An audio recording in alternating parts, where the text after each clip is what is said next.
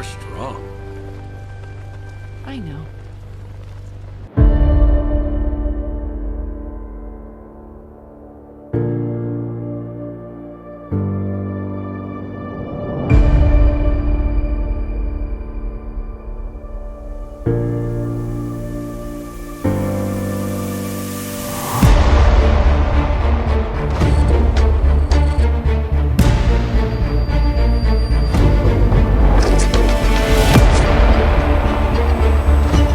It's okay.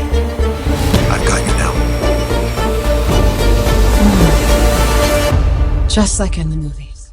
Welcome to SuperWonder Legacy. I am Jarrett. I'm here with Britt. What's up, Britt? Hello, hello.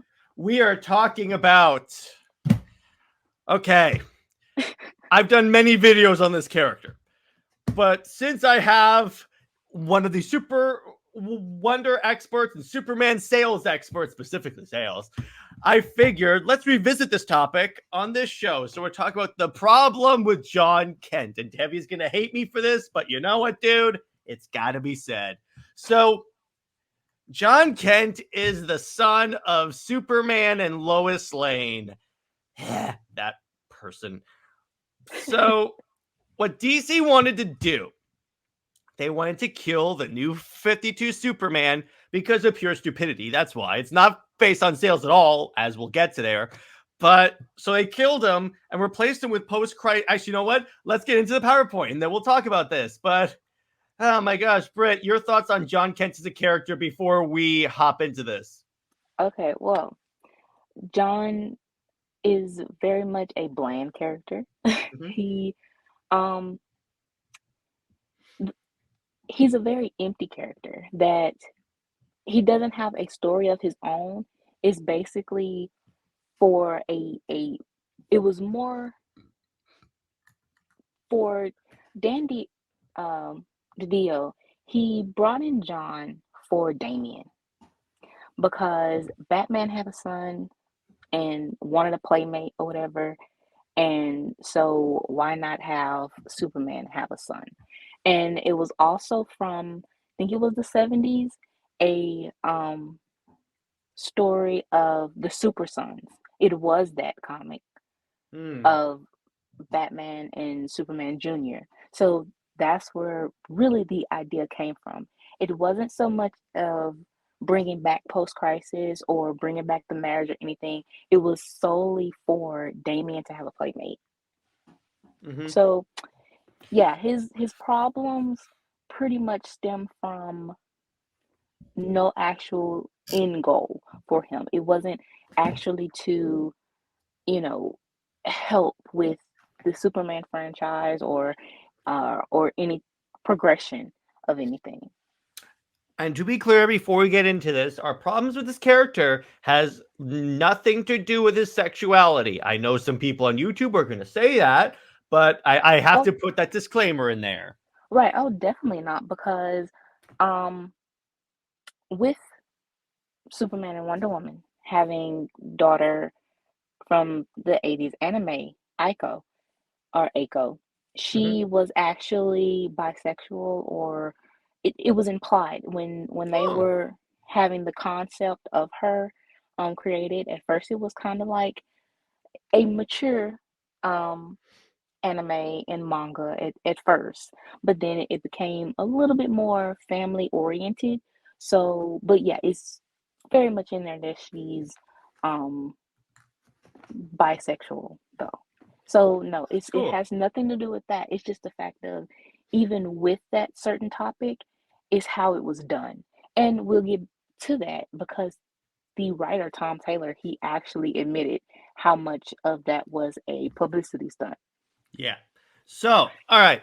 So, timeline-wise, we're in the new 52. And they started to have this series called Convergence, which is one of the worst DC storylines of all time. And that's an understatement right there.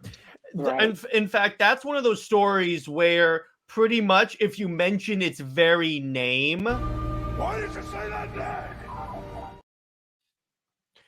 Yeah. Oh, and by the way, real quick, I just want to do this real quick. So so you know how every Comics League co-host has their own special intro, and I happen to make one for Brit. So you know what? I know I should have done this before I let her in, but they're mainly for live streams. But I figured might as well premiere it here. So Brit, here is your Comics League intro. He's back.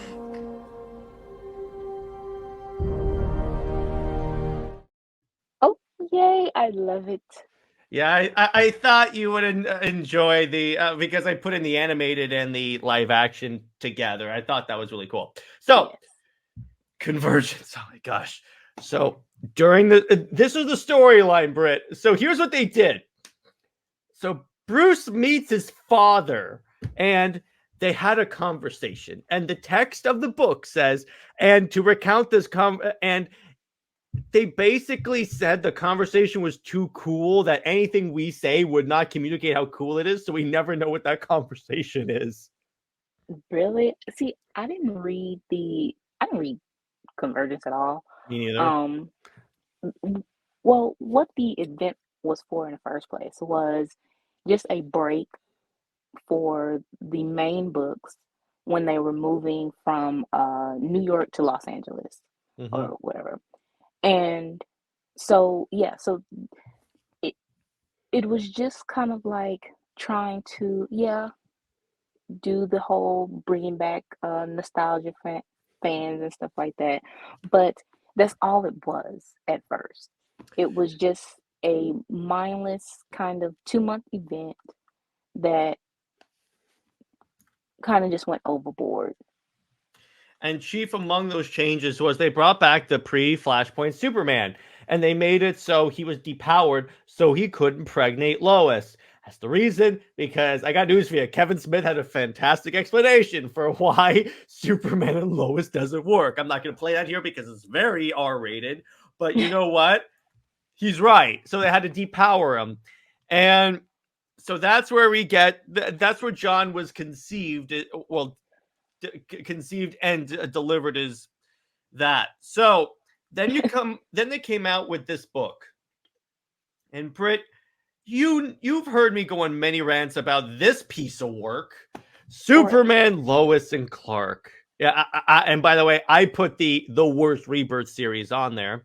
I mean, it technically was a rebirth, but it was pretty much pre-rebirth. That's why I put that in there. So the idea is this Flashpoint Clark came through a portal and ended up on the new 52 Earth. Okay, that actually is a cool idea in a way, because you give the nostalgic people their Superman back and you give us ours. When you think of it like that, it works.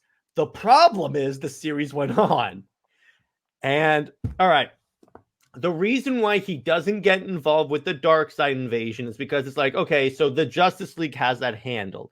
I understand that. It's just when the crime syndicate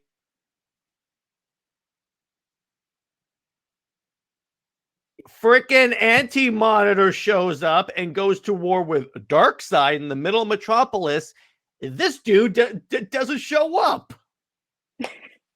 What? This is the real Superman? Is that what you're telling me? I don't understand this. Well, going back real quick to the first Convergence. Yeah, go ahead. So with that, not only that he was depowered, but also he the thing is his DNA doesn't change. Just because he's depowered, it doesn't change his DNA, which when this came out, they the interviewer asked how did Lois get pregnant, and well, the writer of the main series, the Convergence series, he said that, well, it's comics, even though it basically contradicts the whole pre-Flashpoint storyline of that was one of the main conflicts in why they had Chris Kent, Zod's son, is because that was a cool storyline. Yeah, they couldn't conceive. So with that, you already starting out with a contradiction. Wait, DC contradicts its own canon? That's never happened before. And then also, Dan DiDio, he didn't want this story. He, when it was just about bringing, you know, uh, pre-52 Superman, post-crisis Superman back just for a story, but having a kid, he didn't want that. He didn't want that. So I'm like, okay, so why you do it in the first place? Well, Dan Jargens, he basically um pers- persuaded him, kind of made it made the story sound good, but the execution, of course, was not. Mhm. Absolutely So not. yeah, Mhm. so going to this series, at first they were promoting it as an ongoing. Like it was two spin-offs. It was this book and a Titans book. And the Titans was announced as a mini, 6 issues, I believe. But this one was, at first it was an ongoing, then they said 12 issues, and it was reduced to 8. Mhm. And they also, when they first started promoting it, they said the original power couple is back. They were saying this is the most anticipated book. Really?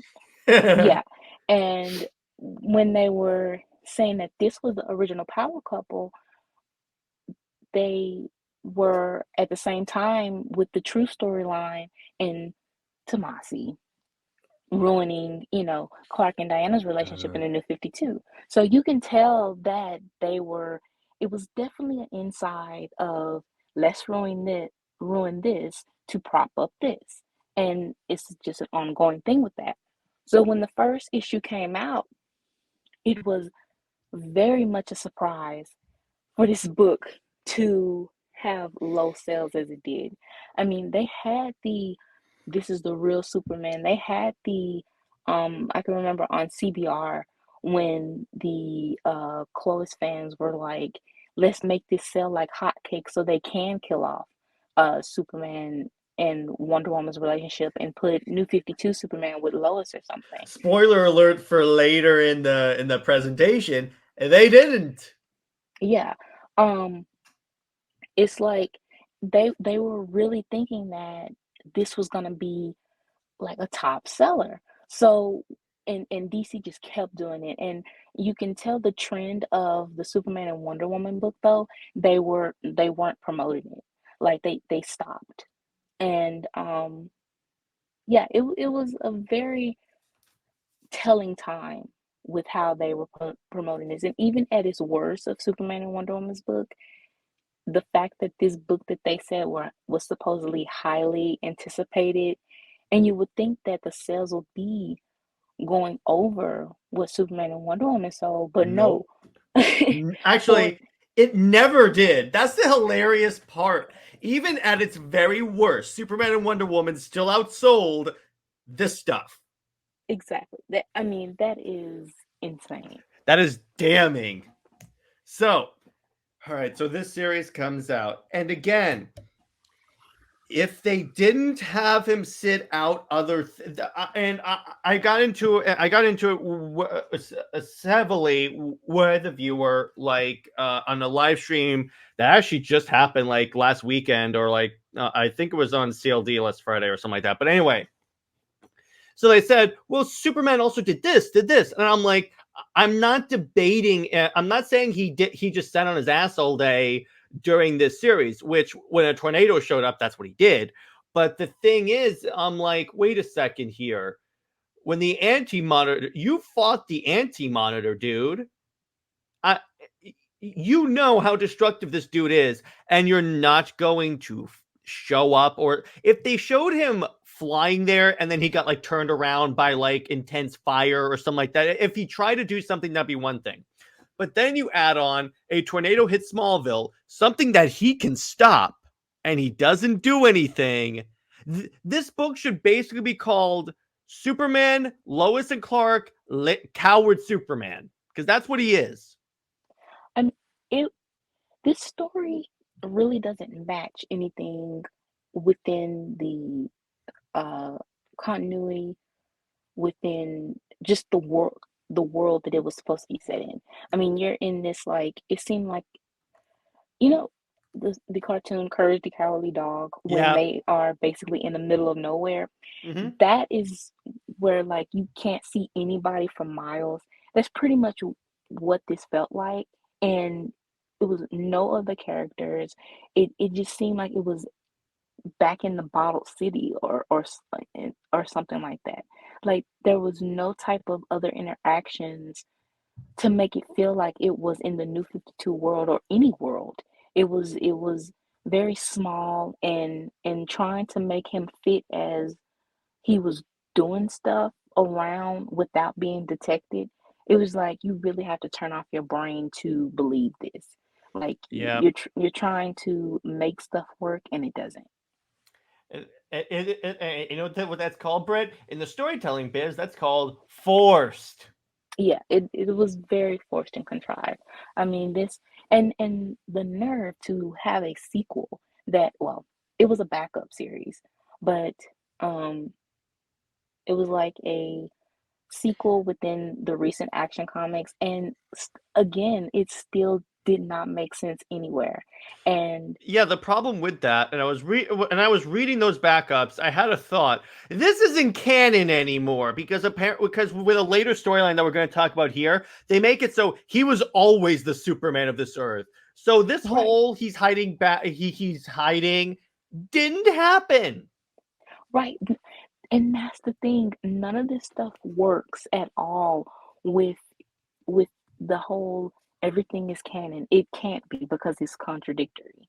And even with John, trying to fit John in, he just doesn't fit within any any storyline, because, like I said before previously, you can't have John anywhere, and uh the reason why they couldn't conceive because human and Kryptonian DNA doesn't match. You can't, and you had Chris Human Kent. Amazonian DNA, on the other hand, that's a whole another story. Exactly. I had to. Um, right, right. um, you can't have John, even Connor. He was basically they erased Connor for John Oh yeah, because because the new 52 Superboy wasn't Connor, it was Con-El. yeah, it was Connor, but they also tried to put John Lane Kent, like Hmm. another John. That didn't work, but yeah, Connor was very much treated bad, even with how the storyline is currently. He is treated as, like, his name is Khan, so they turned it into very derogatory and negative of him, like being uh like this abomination. Um and he doesn't fit within the Superman family. And it's like, again, you're contradicting pre-Flashpoint, when even if Connor did feel that way, he was still very much within the family. He was still accepted. So Hmm. just to make John work, you had to dismantle so many relationships, so many, other characters for him to work. Even Damien, to have the Super Sons, Damien in um, post crisis, Damien is a brat. Even though Hmm. he's a 10-year-old, 10 to 13-year-old, he still had basically the mind of a grown man. Hmm. So he had his childish ways only when he was, like, dealing with animals, very soft like that. But mentally, he was very mature for his age. I mean, he was basically like, I would say, Jason Todd, Jason Todd age or something like that. 20, Yeah. 25. He was acting like a 25-year-old. So to reduce him to match John, you can tell that Damien fans, and it just wasn't the same. So, And so remember who was writing Super Sons. right, Tomasi. There you go. So this next slide, this is not the first time this chart has been on Comics League. Just want to be clear on that because our illustrious co-host, sent this to me a long time ago. So this is the sales versus Superman and Wonder Woman. So, all right. So here's what we're going to do. So as you can see, these are the sales of the Superman Wonder Woman book, Rebirth Trinity, and currently my Comics logo is blocking it, but it's the Superman Lois and Clark book. So Britt, do you want to explain the chart to the fine people at home? Okay, so here is the pre-sales or the orders, pre-orders. And with that, Superman and Wonder Woman, it started like midways of New 52. So it didn't really have any type of special like the exclusives or anything like that. Yeah, what it didn't get the sales boost that the relaunch got. Right. So, but however, it did still get the promotion, controversy or whatever. So they expected it maybe 70K or something, but they didn't expect it to be as high in pre-orders and then actually not only sell out first issue, but sell over 100K. They did not expect that. So with that, that's, a very, very telling for a couple that supposedly is bad or, negative or whatever, how much that sold. Then you have Rebirth Trinity, which replaced Superman and Wonder Woman and Batman and Superman from New 52. Which, by the way, to be clear, it's a pretty decent series when it's not clothes propaganda. Which it was, the whole story was propaganda for the Rebirth status quo period. So the thing is about the Trinity, and we talked about this, that it's not a concept that can be them, within a series together. It's like they are a Trinity by name, but not actually in depth of a relationship.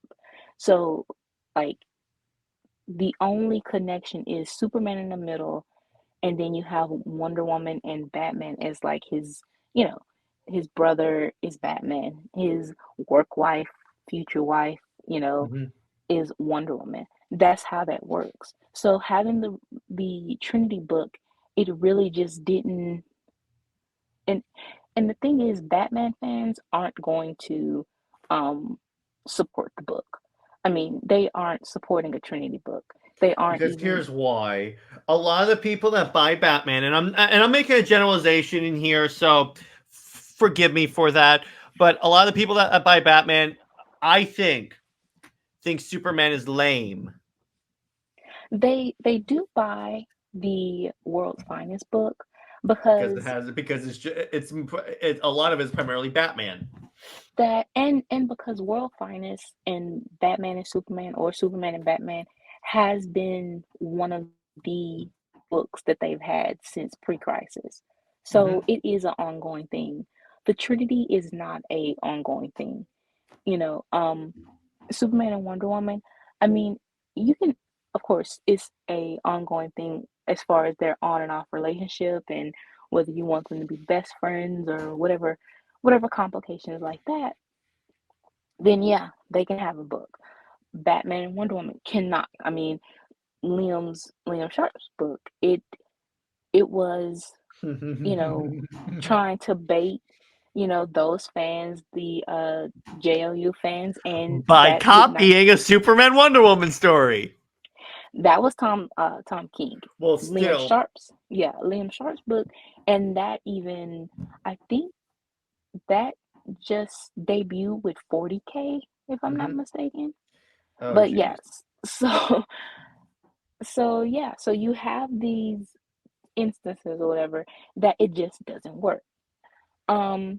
Then you have this book, this Conversion spinoff, and like I said, it was promoted as the most anticipated book. It was promoted as, the original power couple is And look back. at how it debuts.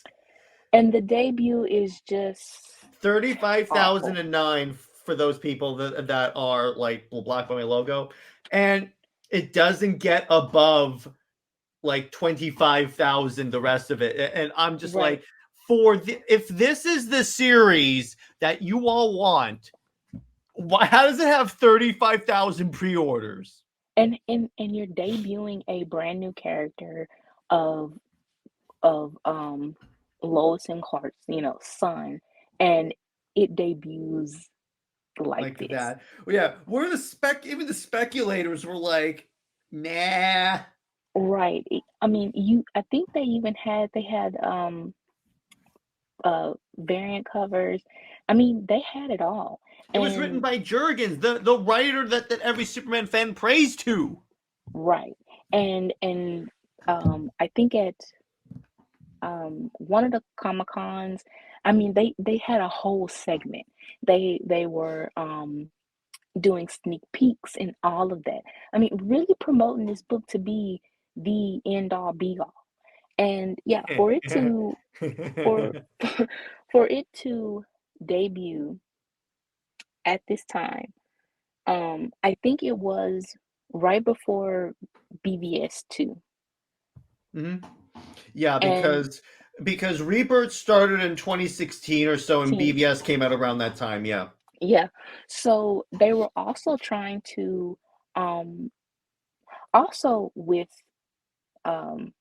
BVS, they had a comics recommendation, and Superman and Wonder Woman Power Couple was one of the books recommended. Ha!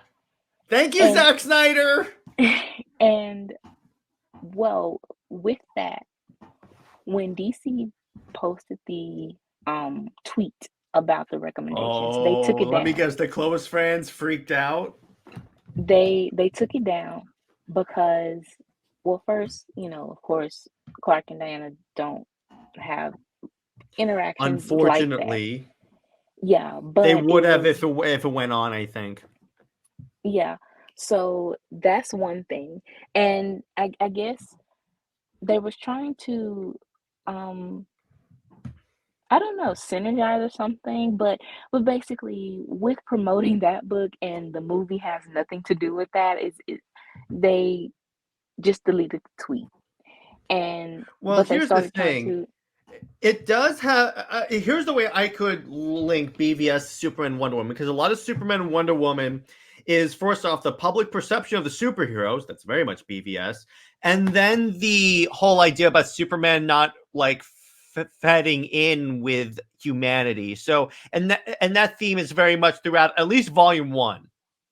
And then you have Zod and Feora. Well, that was more a Man of Steel, but yeah, I see what you're going for. It still goes, and then you do have at least a teaser of Doomsday. So yeah. So it does fit. And Batman shows up. Right. So it does, but at that time again, they just were hell bent on not promoting Superman and Wonder Woman. I just love that. I just love that. That is so. I did not expect that. I thought you were going to say it was this on the promotion list for that. No, they started promoting this after the movie came out. Then they tried to promote this, but even still, even with trying to promote this book, the sales still plummeted. Like, that really boggles the mind. And this compares to what I didn't mean to cut you off, but I just want to add this. No. This adds to what Brit said earlier about Superman and Wonder Woman getting almost zero promotion, and it outsold the book that got all of the promotion, like massively outsold. Yeah. So especially when after Convergence, when they had the DCU God. And in this book, this Convergence spinoff was within the DCU books. And when they had DCU sneak peeks, the Superman and Wonder Woman sneak peek was Clark saying to Diana, "I don't think I love you anymore." So they you know what's kind of funny? In the trade for that volume, they have the original page in the back of the book that says, "I don't love you anymore." That is awful. And I'm like, why? Well, Tomasi, that's why, but why? Right. So that was going around for Superman and Wonder Woman. And then you have Jurgen saying that Lois and Clark is unbreakable. And like I said, they are the original power couple and stuff. So yeah, that whole thing was very messy, very petty. And, you know, the book still did not sell. But for some reason, DC still went on to Rebirth. Yeah, so we're going to get to Rebirth Superman. Okay. I read a few issues of Rebirth Action, and okay, there are parts of it I like. There are parts of it I very much don't like, so we're going to get into that. So the parts I don't like about Action Comics specifically, that is the anti-SuperWonder propaganda book, because it's like, and legit, I read this live on show once when Superman and Wonder Woman save Lois and Jon. Lois goes, "Oh yeah, we were friends on my Earth," and Lois like, "Yeah, we could be friends." And he goes, "I realize it must be weird for you to see Clark and I again." And it goes, "No, it just feels true." And I'm like, "What?" Yeah, Dan Jargens, he had an interview, and he said that he and Rucka Oh like God, had that explains it. yeah, they made sure to have a conversation about Superman and Wonder Woman, and of course it was not good. He he definitely wanted to use this opportunity to down Superman and Wonder Woman. There was something that he said about the couple that it has been repeated multiple times, you know. So I don't want to say that it's true because I haven't seen it actually quoted from him, but the fact of his fans and Chloe's fans has said that he said this multiple times about, Superman and Wonder Woman, was that is basically like fanboy porn. Oh my gosh. So it's kind of like, well, to down a ship. And yet your book is not outselling Superman, Wonder Woman. So how's that for you? Right. So, I mean, that really kind of gave an outlook. I think that was the first time, besides Tomasi, that I really saw how, in real time, how writers aren't professional. Um, and it's kind of like you really uh you really showed yourself in a very unprofessional way. And even going back to Tomasi, at when Rebirth was being promoted at a con, I think it was SDCC, a Jordan, our favorite friend, Oh yeah. he had a question about bringing back New 52 Superman and Connor. And Tomasi said, "This is the Superman that you should love." And as a fan, for you to tell me Yeah. that, No, I'm sorry. Go ahead. I'm saying, Mm-hmm. for you to tell me what I should love, what I should accept, that I'm not a sheep. I'm not going to Exactly. follow the crowd. Yeah. So, Okay. Comic creatives. I'm gonna have a piece of like. I'm not a business major. I was just a political science major, but I'm pretty sure you don't get to tell the audience what they should like. You just pivot to what the audience actually likes. yeah, whether you like it or not, and that's the thing, is that when they were so like on a high horse for Rebirth, and then the downfall that we see currently, it's kind of like, wow, I don't feel bad for you. I'm kind of Yeah, like you know what? rooting for it. At this point, I'm like, nothing that is happening to DC now is not deserved. Yes. And for people to continue to also blame New 52 for the state that DC is in now. New 52 has not been in canon for like since 2016, 8 years. Yes. Or And 7 years. I'm sorry. I can't do math. I'm a political science major. But anyway, so go on, Britt. and the thing is, New 52 saved the industry. Mm-hmm.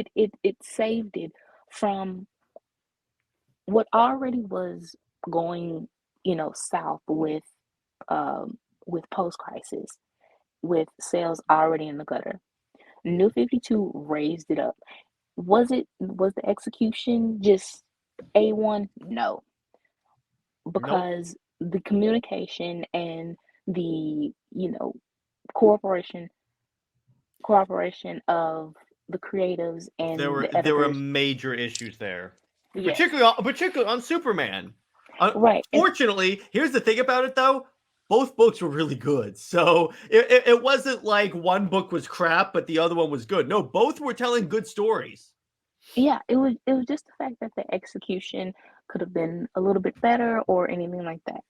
But to blame it solely on New 52 is just not fair. And especially how they were promoting Rebirth.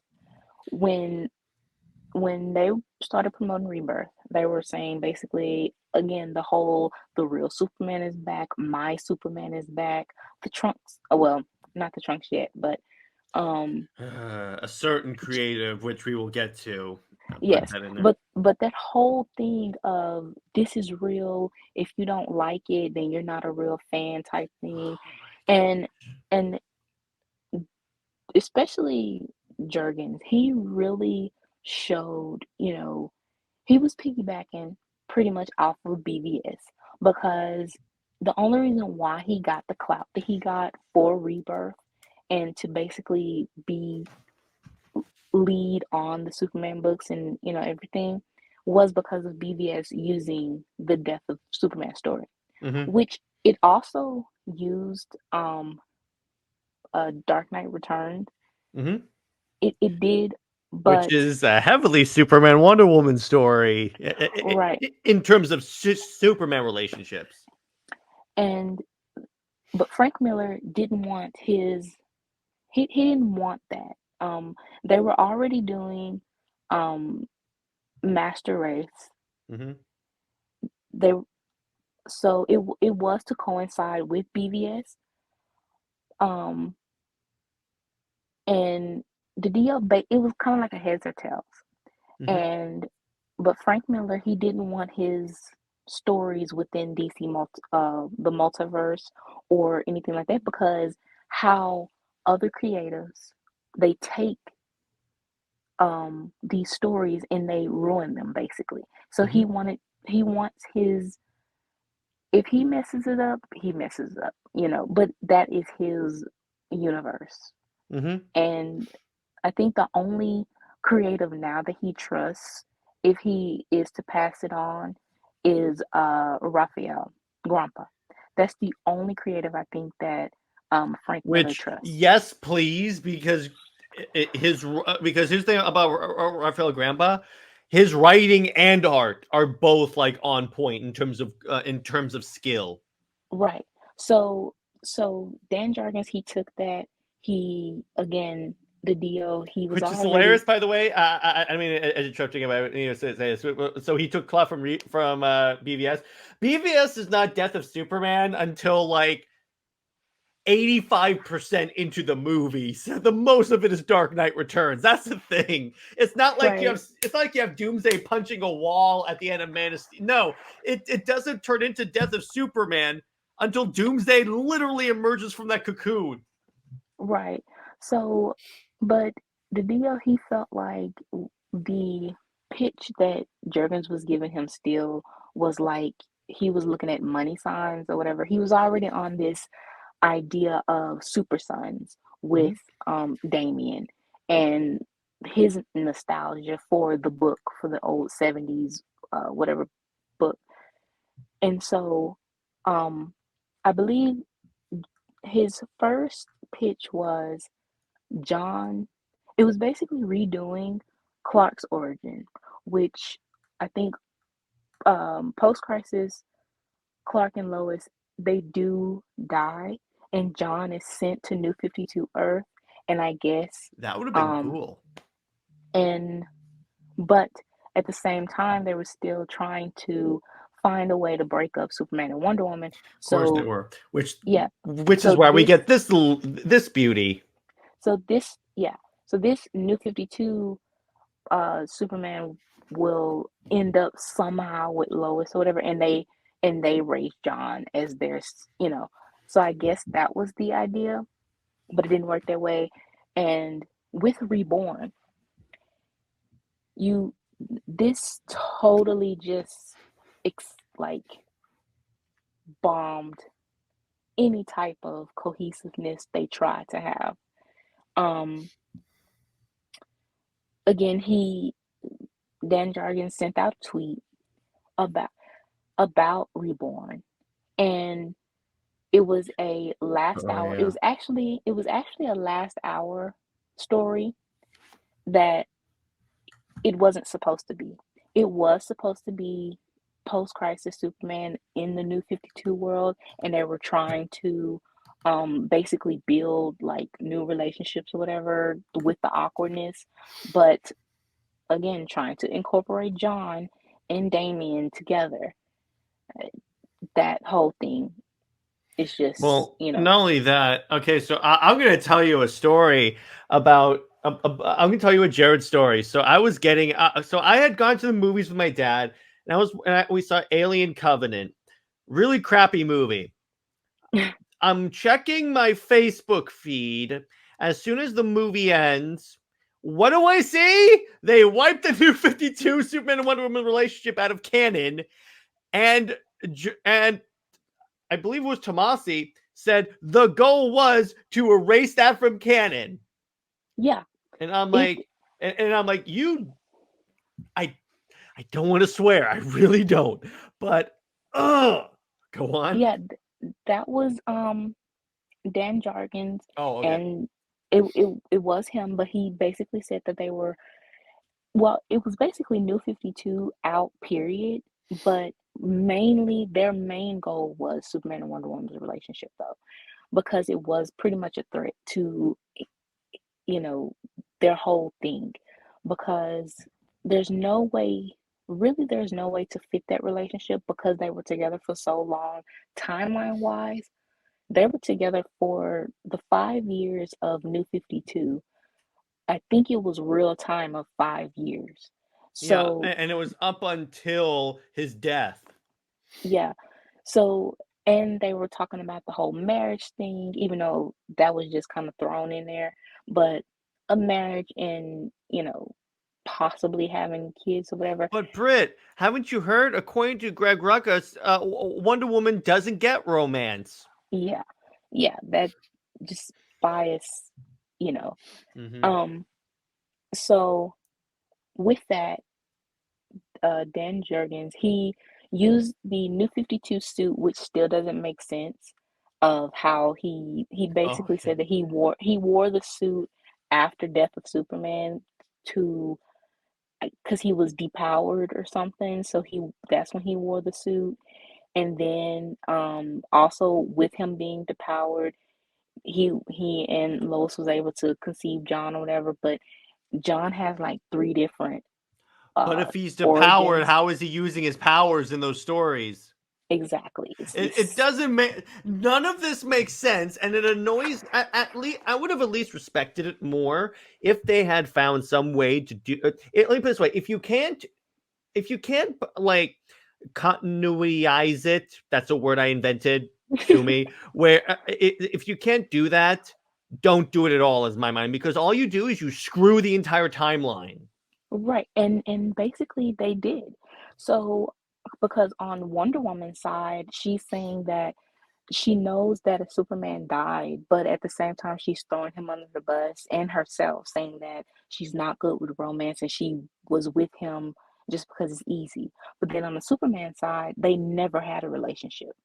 Like, You know what's hilarious, Britt? This just occurred to me. You know what this is? DC did their own Flashpoint, but publishing Flashpoint, and guess what? They screwed up the timeline right. because they wanted to go back and undo and fix what they saw as a mistake. It's literally Flashpoint. Yeah. And it really is. This is why they're having so hard of a time for people to invest in anything, because you're trying to make these stories work and they don't, especially with trying to incorporate John. He doesn't fit with any type of dynamic. You have to really do some hardcore revisionism to make it work, and it still doesn't. So with Reborn, you have Superman and Superman New 52 and Post Crisis. They are the red and blue, and they're supposed to be like two halves of a whole, which still does not make sense. Um, they come together, and in an interview, Jurgen said that he's not post crisis and he's not New 52. It's like a brand new Superman, but he knows, he has the memories, but the only memory really that he doesn't have is his relationship with Diana. So Yeah, supposedly, so he's basically post-crisis Superman, is what you're telling me. exactly. So, Oh and my gosh. even with any other relationship, especially with Batman, I mean, Batman can go either way because like I said, he's a brother. He's a friend. You can have the Batman is, and even with Batman, he really didn't get rebooted for New 52. He was still post crisis in a way. So it Yeah, works. and even with Green Lantern as well, they didn't reboot that book because it sold. Again, that was an issue with the new 52. There were some books that didn't get fully updated. But then we get to Super Sons. All right, and I Yeah. call it the sales flop because in the next chart, we'll explain that. So with um it- the whole reason for John was for Damien. Because you have the son of Batman, but the thing is with Batman, he's had Robins forever. Since the second year of Batman's debut, that is when Robin, I believe, debuted. And so that works. For Superman, having a kid, it only works in Elseworlds or mainly, Kingdom Come. It's the only way having a kid works. Um, the marriage is already limiting because you really can't have obviously any more type of romances. You can't, just just limiting that whole story. So putting a kid in, it's not like Batman where he's not with Talia, even though he goes back and forth with her and Selena. He's not, completely committed to one or the other. More so Selena he is, but still, even currently, it seems like the writers are letting him have like sort of a relationship with Talia that could go for the romance, or respecting their past romance and able to, you know, have it there. And some of the, or it seemed like most of the fans are accepting of it. But when it comes to Superman and Wonder Woman, is basically, you know, all hell breaks loose, Yeah. with that. It's like they can't have, even if it's a past relationship, and that's the thing that they could have done with Reborn, but the ages and everything That would with the require, characters first off, doesn't. Britt, that would require them to acknowledge Superman and Wonder Woman. We all know they don't want to do that. Yeah, and then you have to acknowledge the ages of the characters and stuff like that. So, yeah, Reborn pretty much screwed up everything. Age wise with John, he's supposed to be 10, but Clark, I believe Jargons also said that Clark is only like 38. So it's kind of like, how does he have a 10-year-old and he's 38 years old? That no. That means, he definitely didn't have time. None of the things that happened in post crisis happened if he's only 38. He has to be pushing 50 within the current, Well, timeline. 54 Kryptonian. Yeah. And even Lois, Mhm. her age, she hasn't aged either. So it's like you can't, it just nothing fits. So with the Super Sons, it first started, of course, in Tomasi's Superman Rebirth Which book. is this thing right here. And even with that, with Tomasi, um, he, the thing with Tomasi that I have no respect for is that when he did Superman and Wonder Woman's book, he called the first volume the honeymoon phase. And he said he called it the sunshine and rainbows. Like, That's how I know he didn't read the book because that was not sunshine and rainbows. They had to fight public perception and two Kryptonians and exactly. Doomsday and God. But, right. But then when you get to Rebirth, the whole sunshine and rainbows and honeymoon and stuff is exactly what the Rebirth was. He Mhm. tried to have this nuclear, all American, you know, family that is even jumping the shark with Lois and everything, and try to make, even when there was a panel of Lois asking or saying that he could have married Wonder Woman, why didn't he marry her? And he just says that, well, she doesn't have a Pulitzer. a Pulitzer, and it's kind of like, first of all, how shallow are you to, that's the only thing that you can really think of to say, well, she doesn't have a man-made award, that's why I didn't marry her. And it's kind of like, I don't know, it just seemed like every opportunity unnecessary. They wanted to throw jabs at the New 52 relationship. And Jurgens had it real bad. Even with he even had it in one of the action issues about this, now this real Superman is back, and he said something about like a mistake is buried. So he basically called New 52 Superman a mistake.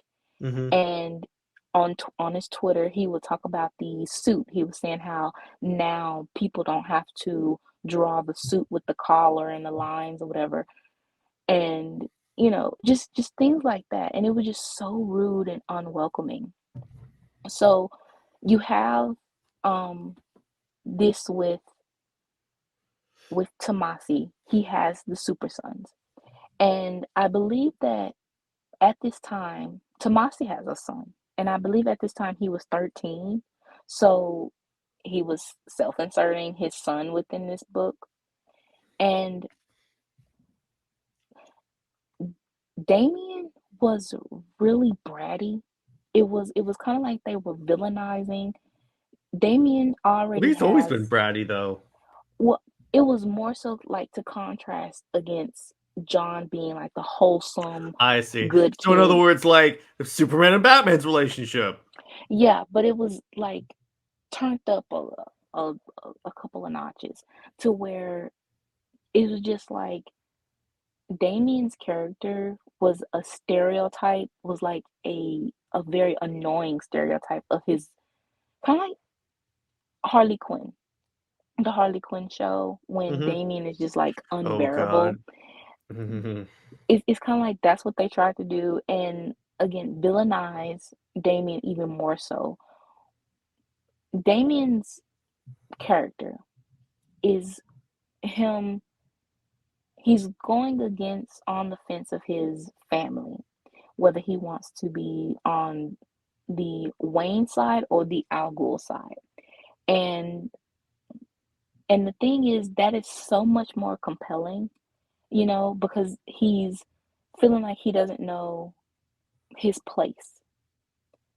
But all of that kind of goes out the window when trying to just have him with Jon and just the son of Batman, you know. Um, and even Talia was more so villainized as like just this bad abusive mother.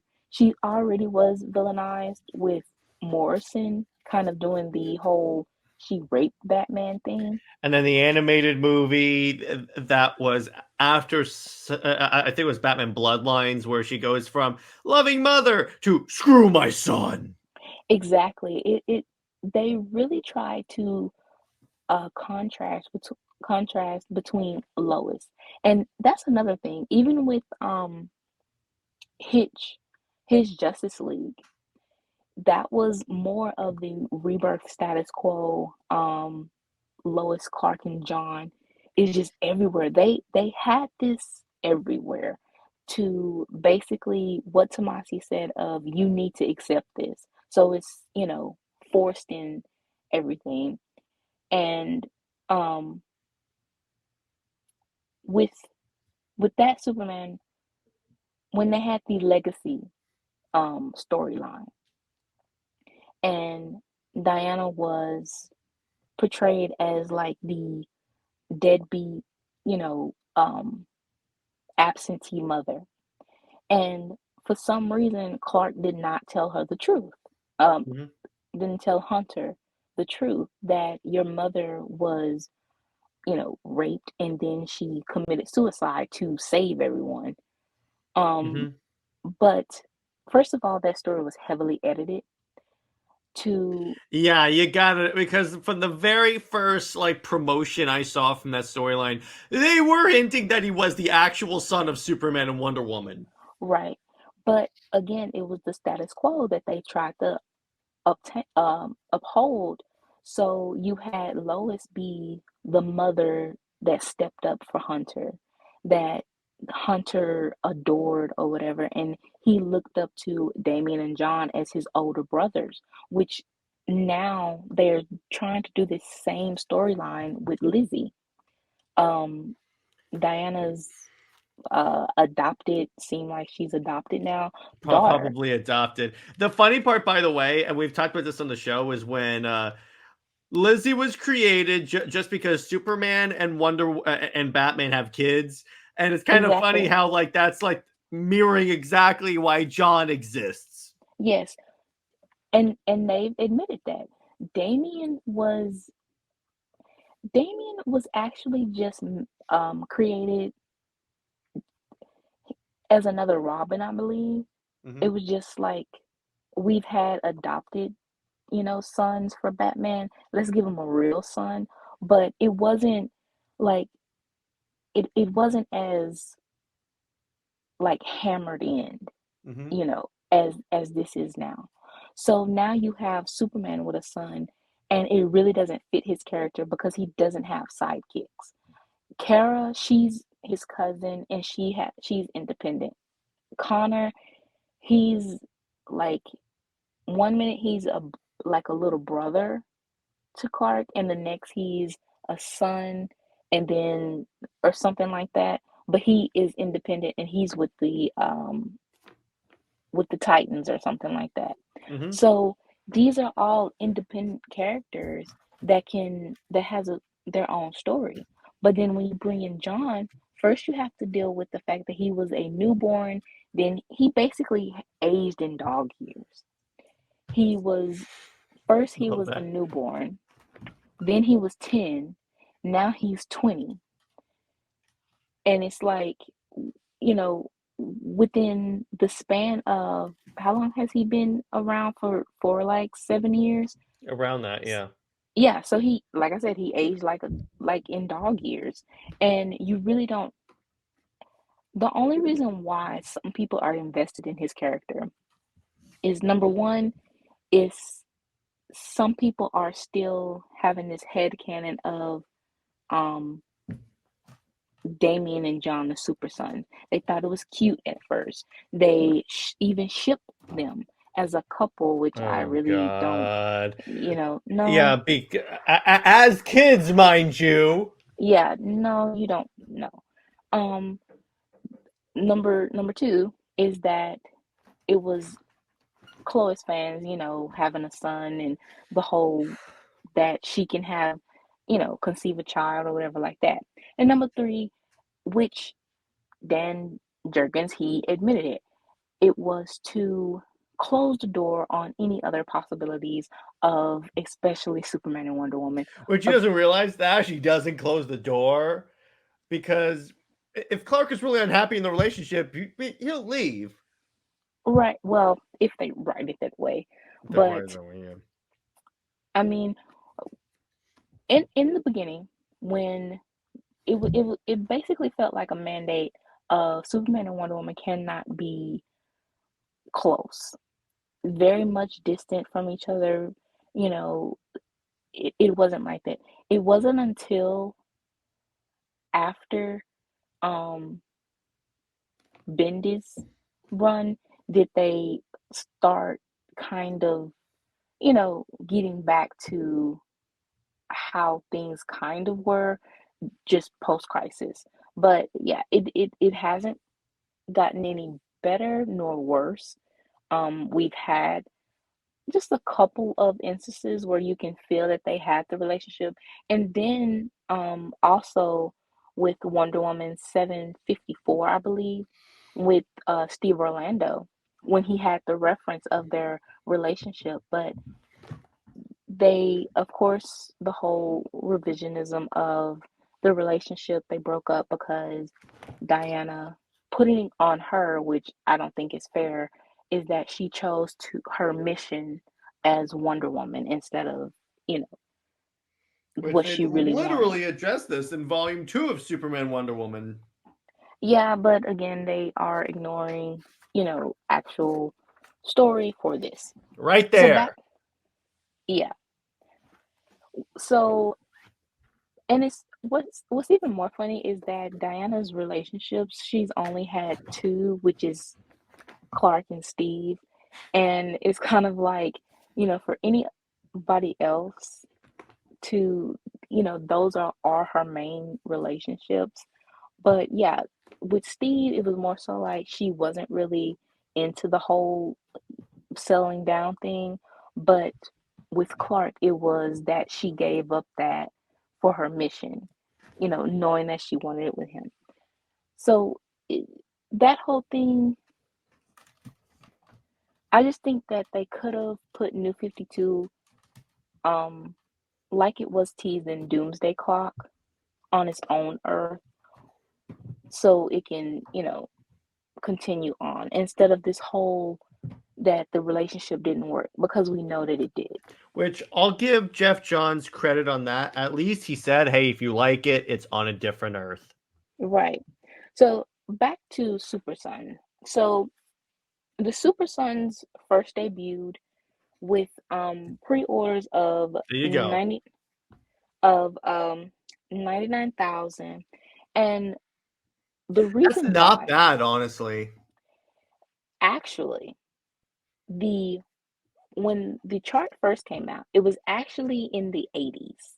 Okay. But when they basically do the totals, they counted all the variant covers and the exclusives. And yes, Super Sons did have, and it did have the boost of the initiatives that, again, Superman and Wonder Woman's book didn't have. This book, it had the initiatives of returnability. No, I'm sorry. Go ahead. It had the returnability, and I think it was the exclusive covers from different comic shops. Yeah, so yeah. Now, the problem, okay, so you may be thinking, okay, Jared, let's say 99,000 sales. That's awesome, right? Yeah, Except when you look at the sales, the next issue, that is a big drop off. Yeah, that is 50 issue. The second issues of most books always have like a 50% drop off. It just all depends on the book. But yeah, once Roughly, yeah. yeah, but once that but again, these Rebirth's whole thing was returnability of like tons of variant covers for just one issue. And also just riding off that whole, Super Sons was able to ride off the still kind of the fresh relaunch. Mm-hmm. And then you have the exclusive variant covers. So, and that is basically what DC is relying on, is even currently variant covers and these exclusives, and not so much as returnability, but also they had the double shipping. Mm-hmm. The double shipping for Rebirth made it seem like Rebirth was selling better than New 52, Mm-hmm. and that the books were, maintaining sales. But no, it just, the bleeding kind of was a little bit slower. That's all it was. Mm-hmm. But as the novelty went down and wore off, and especially when Rebirth didn't last but like 6 months to a year, once all of that dropped off, you can actually see the drop offs. So yeah, with Super Son's first book, the drop offs were pretty. They were pretty consistent. Of maybe a little bit lower, and I think also Tomasi did a crossover with the Titans, Mm-hmm. the Rebirth Titans book. So I think it seemed like it's between issues 7 and 8, which I think that is when the crossover started, was when it maintained just a little bit. And this is where they were trying to find Jon a place, even in the Teen Titans, which again, he does not fit. But Damian, he was able to get a book with the Titans and form his own group without Jon. And what's interesting about this, what it reminds me of, they also did the, this is more recent, but still, the Super Sons animated movie, which I don't think did well. And it didn't. Because here's the thing. I think if that movie had done well, they would have at least de-aged him. The movie, I'm still trying to figure out how much the budget is for the 3D CGI movies. I know that for 2D, according to Sam, it's very low. So I think when it first came out, it had like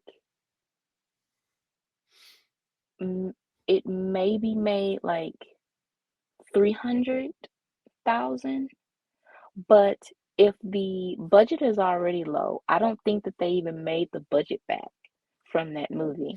Yeah, and that's not good. And it's kind of funny. So there's the scene. Have you seen it? I have not. Do you mind if I spoil a scene from it? I don't care. So there's a scene in it. So it's Starro invading. So Lois goes to Lex Luthor, who's the president, to like see if she can get like a public address about Starro and everything like that. Somehow she knows that Lex Luthor has been taken over by Starro, because the way they do it is that the Starro starfish goes into your throat and then emerges and then like takes over. So she goes, "I knew it was you the minute you agreed to take the meeting. So a buddy of mine was doing a review of this movie, and he pauses it right at that moment and goes, "No, you didn't, Lois. Stop trying to make yourself sound smarter than you are. It's just making people hate you. Just ask Jared from Comics League, who already doesn't like you." And he played a clip from my Lois Lane is useless video. I was like, yes. I mean, the thing is, with trying to make her, and that was the thing with Rebirth. It was trying to make her equal to, now that you have you're already, to me, again, as a female reader, whatever, I just don't see the equality, the true equality, unless Clark like downs himself. Or how about, you telling me, Britt, that you didn't identify with Lois knowing how to use the Hellbat armor? Yeah, that was jumping the shark for sure. It's especially with knowing that it was difficult for Bruce to handle, and it was kind of like sucking his life force. Exactly, and then for her to use it with ease, it's just like contradictory. Or her finding out this is the Greg Rucka book. Her somehow finding out about DC's constant reboots and trying to tell people about them. What? Yeah, I trying to make Lois this like a Wonder Woman light or something. She's not. She's a reporter, and even with being a reporter, it's basically like she's just doing too much. Reporters are nosy. They do, but in a world where people are using their cell phones and tweeting out certain things, it's not special. And even with the Daily Planet thing, it's just so outdated to me that even with me referencing it sometimes, it's like I do the bare minimum because it's just so like you can't really do much with it. Again, New 52 fixed this with the internet blog. Right. So, going back to the charts, we see, even with comparing it to Superman and Wonder Woman, I mean, this book pretty much was in the 30s, and by issue 16 was 27K. Superman and Wonder Woman's issue 16 was at least 38K. It's for issue 17, it was 39K. 39. Okay, so almost 40. So and with this is when, again, Tomasi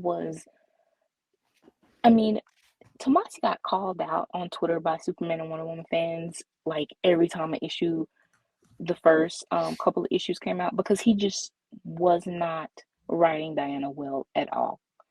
So it just felt like we had to keep badgering him to like, and his excuse was no conflict, no story. It's like, no, your conflict is awful.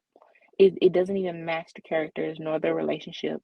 And then to know that afterwards that you were purposely trying to ruin the relationship, and that he basically is intimidated by Diana too, because he said so. He said that it was difficult to write because Diana demanded the spotlight. It's like, well, duh, she's, in the title. Yeah, she's in the title. It is, half her book. And as a writer, you are supposed to be creative enough to make it work. So with Lois, the thing is, with comparing that first, she was a glorified housewife baking pies. You can't have that with Diana. And, with Diana, she has, even if she does have a child, Diana will still get up and go fight. Yeah. She was still doing. With Lois, you can't do that with her. Even with them going on Apocalypse and Lois supposedly training with the Furies or fighting the Furies. No, she fought the Furies. Fighting the Furies. What? It was definitely Tomasi trying to make Lois like Diana I or something like challenged a that. Super Sons fan on that in the Hellbat, and they said, "No, Jerry, you don't understand. That was really important to the story." And I go, "I'm not debating that. If that level of suspending my disbelief is important for that story, I'm sorry, you have a crappy story." Exactly. Yeah. So going back with that is exactly what all of Rebirth was, again, going based off of nostalgia and turning half your brain off. It was propping up what the Dio said. It was propping up things that didn't work in the past and why you rebooted in the first place. So with Super Sons really dropped even more when Bendis took over, and Yep. So here you go. he was he okay. Bendis did not like the idea of Clark having a kid son, a kid, I guess, in the first place, but also just he thought it was boring. And he tweeted out, I remember he saying, "So you want to write stories about doing homework and playing video games or something like that." So it's kind of like, well, you can make kid characters fun. It's just the fact that John isn't fun. And at the And by same the way, this is coming from the guy that wrote Ultimate Spider-Man, mind you. and then you have Damien, which that's why Super Sons didn't last, because Damien is a Batman property, a Batman character. So he is going to be independent. He is going to have his own like path. Mm-hmm. He doesn't need John. So the Batman editorial had plans solely for Damien, which was being a being a leader of the new Teen Titans, which that didn't last too long, but he still was basically had like a ragtag team of dysfunctional kids that fit with him. John doesn't fit that. He's John is supposed to be like this wholesome, I come from a privileged, goody two shoes family that just doesn't fit the nature of Damien. So and Damien ended up with his own solo book, which again he has I think Ollie, Green Arrow, has a son. Mm-hmm. Um, Yeah, Connor. Connor, he shows up, and then Damien ends up with a girlfriend. And again, it's still a ragtag team, and John has nothing to do with that. But when the when Bendis aged up John, he was I didn't like that they made Jor-El into a villain. Yeah, okay. That was when he lost me, Bendis, because okay, so through Rebirth they were building up Mr. Oz, and originally we all thought it was Ozymandias because they were teasing Watchmen pretty heavily with like the blue glow whenever like Dr. Manhattan showed up. Right. So with that would have been cool. You could have teased the Watchmen. Then all of a sudden it's Jor-El. To add insult to injury, he's like, "Okay, I'm gonna take your son on this adventure," and then Superman's like, "I wish you wouldn't," and I'm like, "Wait a second." You're Superman. You could stop Jor-El. What are you doing? And then Lois is like, "Oh, I have to go. It's a story." And then it gets worse. So she leaves. So apparently she left and then came immediately back and was on Earth for a month and didn't tell Clark. First off, how does Clark not hear her heartbeat? That's the first thing. But second off, she didn't tell him because I think she said, like, I needed my space. What? Yeah. Which made everyone think, is Bendis gonna get rid of the marriage? Which that would have been fun. It would have been fun. He did. It would be hilarious to see the Twitter reaction to that. He actually did. He did want to get rid of the marriage. Um, but that whole thing really, like, you're a month away from your husband or whatever, and you don't tell him, you don't try to contact him. You leave your son in space with some, even if it is his grandfather, you still don't actually know him. And the Oz reveal was uh with Jurgens, and with what Jurgens was trying to do was again villainize Jor-El, but Jor-El was also used as a mouthpiece, just like everyone else. And he was saying how Earth is bad and how, humans don't deserve to live or something like that. Mm-hmm. And even with at the end of Reborn, he was saying how love wins or whatever, or Mm-hmm. love conquers all. And he was praising Lois as even though she's human, she's basically like acceptable though. She's the only acceptable human. Mm-hmm.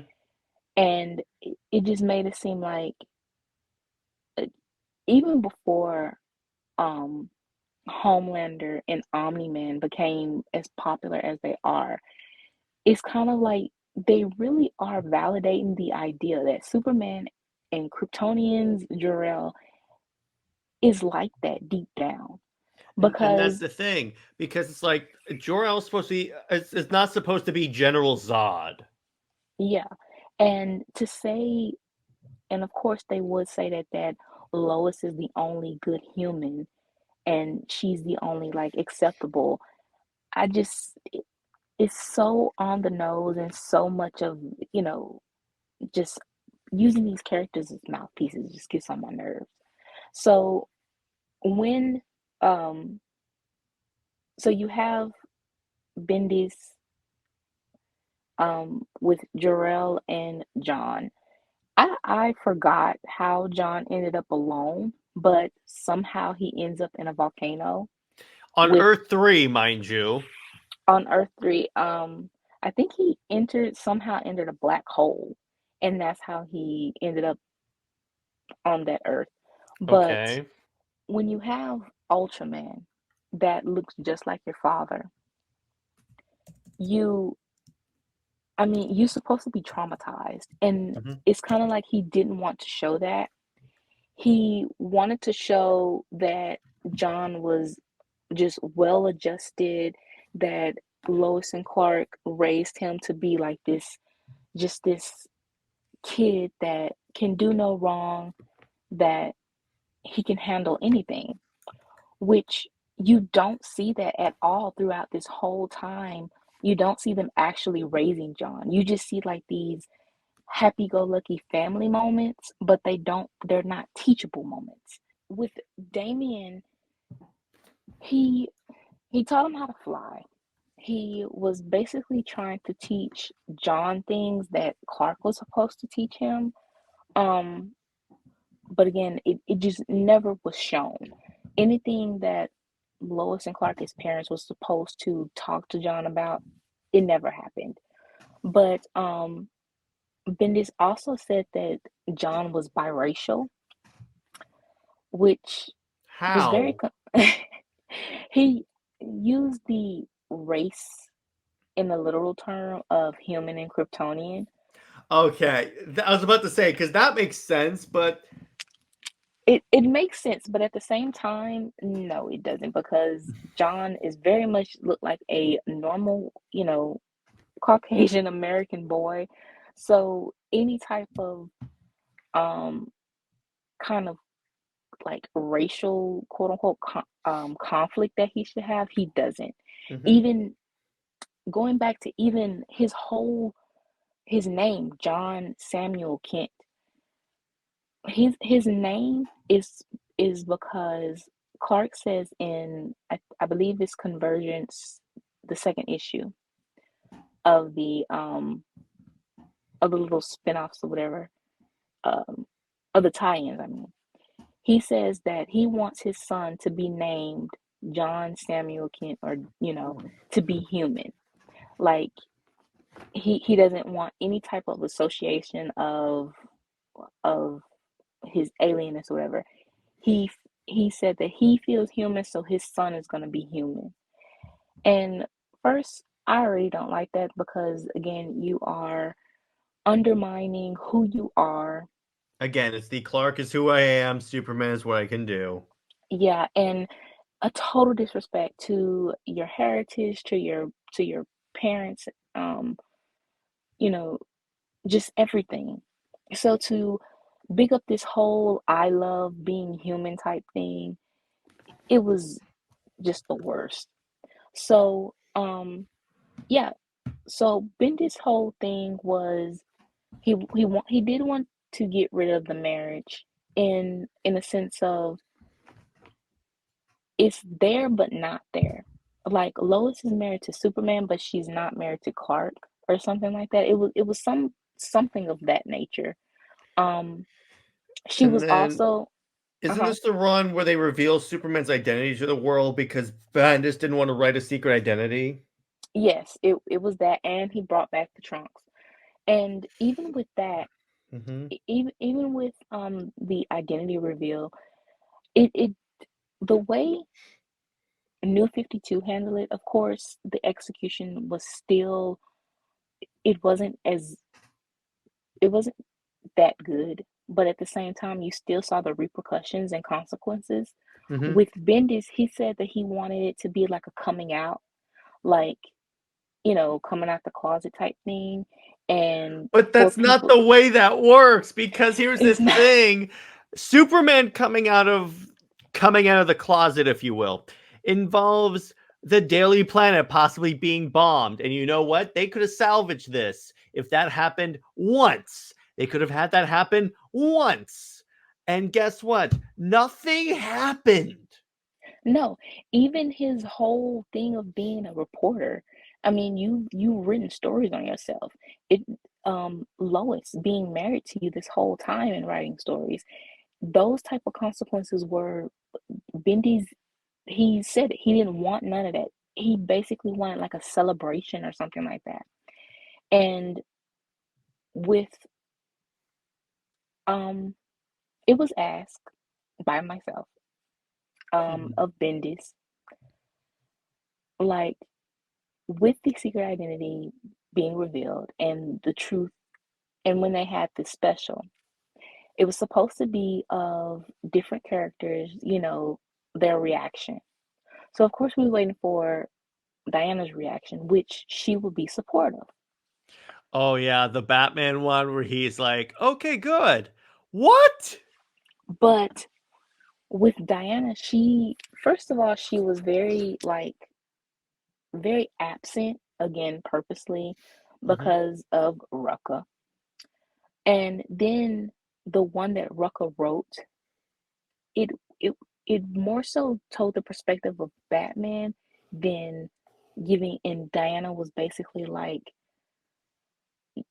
it was like Rucka wanted to show their friendship, non-existing friendship, Because and again, Raka is interested in Wonder Bat. yeah, and Diana basically trying to comfort um Bruce or whatever, and you don't get her perspective. And then on another panel, she looked worried. She looked like she wasn't very um like supportive of it, you know. So this was asked, and Bendis, he basically said that I believe the conversation was that will come about, like Clark and Diana interacting or whatever, but of course it never came. And Surprise, surprise, surprise. right, and it really just showed that even even if Bendis wanted to show some type of relationship, you had Rucka, that here he has his book, which actually Lois, within Rebirth, she was supposed to be sidelined. Um, like they didn't really have plans for her. Mm-hmm. And with that, Tomasi and Gleason, and I believe it was Gleason mainly because he had a daughter, they wanted to use the opportunity to have Lois end up pregnant somehow to bring in a daughter. But Mm-hmm. that was vetoed. That was editorial Mm-hmm. editorial vetoed that. And that's when Tamasi was kicked off the book, which he was very, sour about or whatever. And it's kind of like, well, there's karma because now you know how it felt when you ruined Superman and Wonder Woman. So, I'm sorry. I now you know how it feels. And yeah. then for some reason they put John the Legion. Yeah. So with this, Bendis, he wanted John to, again, with the whole biracial thing and just him to have like, it wasn't really about, like I said, the progression of the Superman mythos or anything like that. It was just trying to give John something, and because he didn't want to have to deal with John. So with sending John to the 31st century, he did make it seem like John was like going to be the future hero, like going to be the better Superman. So the Legion basically honored John as the Superman of the future. And he had a relationship with Saturn Girl, which apparently that's kind of weird because she's supposed to be like much, much older than him Oh God. and in a relationship with someone else or something like that. But Yeah, she is. yeah, so it that was something, and even that wasn't done correctly or it was bland. Um, and I believe this book only lasted like 12 issues, but Bendy's had a whole overall deal, and it was actually supposed to be a Legion HBO Max show, I remember that. Yeah. but I don't even think that's gonna happen. So yeah, And remember, one of his characters, Naomi, got got CW show. yeah, CW show that apparently bombed so hard it only got one season. Yeah, it. I mean, it's kind of like they have these ideas, and what they expect to succeed doesn't, and what they don't expect to succeed does. So they definitely jumped the shark on a lot of things. Well, So the other thing is that speaking of Bendis, we also have the Bendis Justice League book where he puts Naomi on the Justice League for no reason. I only know that because I have 3 variant covers of that book because that's when they had the Snyder Cut come out. yeah, That's the and only reason why I bought 3 of that book. yeah, I mean, Bendy's, he had Hippolyta Hippolyta I get, but Naomi, and Black Adam and that would have been a cool story. It's just again, it's like you're forcing a character that works better on the Titans. yeah, something like that.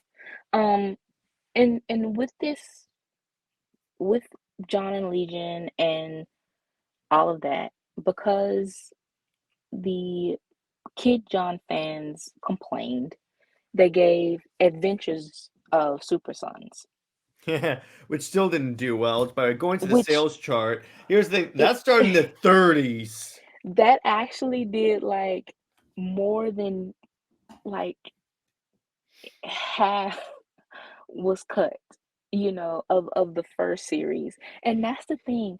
This series was given because of the complaints. Mhm. And it couldn't even hit 40K. You know, it's kind of funny, Britt. That kind of mirrors the Lois and Clark book because they're like, we gave you the book you wanted, you didn't buy it. Exactly. And it it it dropped all the way to 17K. That is very much cancellation numbers. I mean, wow. Going back to that, Mhm. it's like having a different perspective now. It's like that was awful. So if you can give the Super Sons another chance and it bombs that way, and then you can give the Lois and Clark book that bombed from the beginning. Spectacularly bombed. Why can't you give Superman and Wonder Woman a chance? If you think it's gonna bomb, hey, you're fine bringing back books only to bomb. So if it bombs, it Yeah, bombs. It probably right. won't, but still. Exactly. But the thing is, we already know the answer to that is because Superman and Wonder Woman, as a couple, they obviously know that it will sell and it overshadows. I mean, even with starting with Rebirth, with Hitch's Justice League, with having the legacy character of Clark and Diana potentially having a son. I mean, editorial had to um completely nix his whole, like, whatever his story is because of the status quo. Um Clark and Diana can't even really share page time much within the beginning of that. Currently, I mean, Conrad, Cloonan and Conrad's Wonder Woman is the only um like in continuity book that really showed their relationship a little bit familiar to at least post crisis. There have been some out of continuity stories, but yeah, that's the only thing that kind of give us some type of some similar vibe. But back to Legion. Mm-hmm. So Bendis really tried to make Jon just, like I said, the future Superman, the better Superman. And even with Mon-El, he wanted Mon-El to be like the great grandson of Jon. And it's like, again, trying to give Jon a place. Other characters with their dynamics or just individual characters are totally displaced and totally rewritten to fit him, and it just doesn't fit. And not only that, by the way, in the Bandits run on Legion, he tried to invent another lantern corps, the Gold Lanterns, and you notice we never hear about Gold Lanterns anymore. Yeah, it honestly, what Bendis was trying to do was royalties because Yeah, he made Miles Morales, and the thing is Jessica that's the Jones, and like he made a lot of great characters in Marvel. The problem is you can't just slot characters in DC. Yeah, that's the thing. That is the big difference between Marvel and DC is that DC characters, it- DC fan base is very much old guard, and it's going to be very difficult to bring in new characters for your royalties, for any type of a solid fan base. Even with Jon, Jon is like they've tried to have him, as this important new and improved entity or whatever within DC. Um, but his character is stagnant. His character is bland, and he hasn't helped the Superman franchise. The Superman franchise has had three different relaunches from Rebirth to Bendis to now, well, Kennedy, and then and now Williamson. So that's four actually. And, you know, it's never anything stable. Not like Mhm. Batman.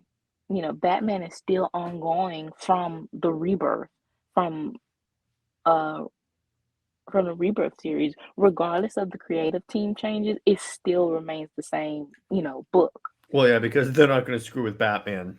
Right.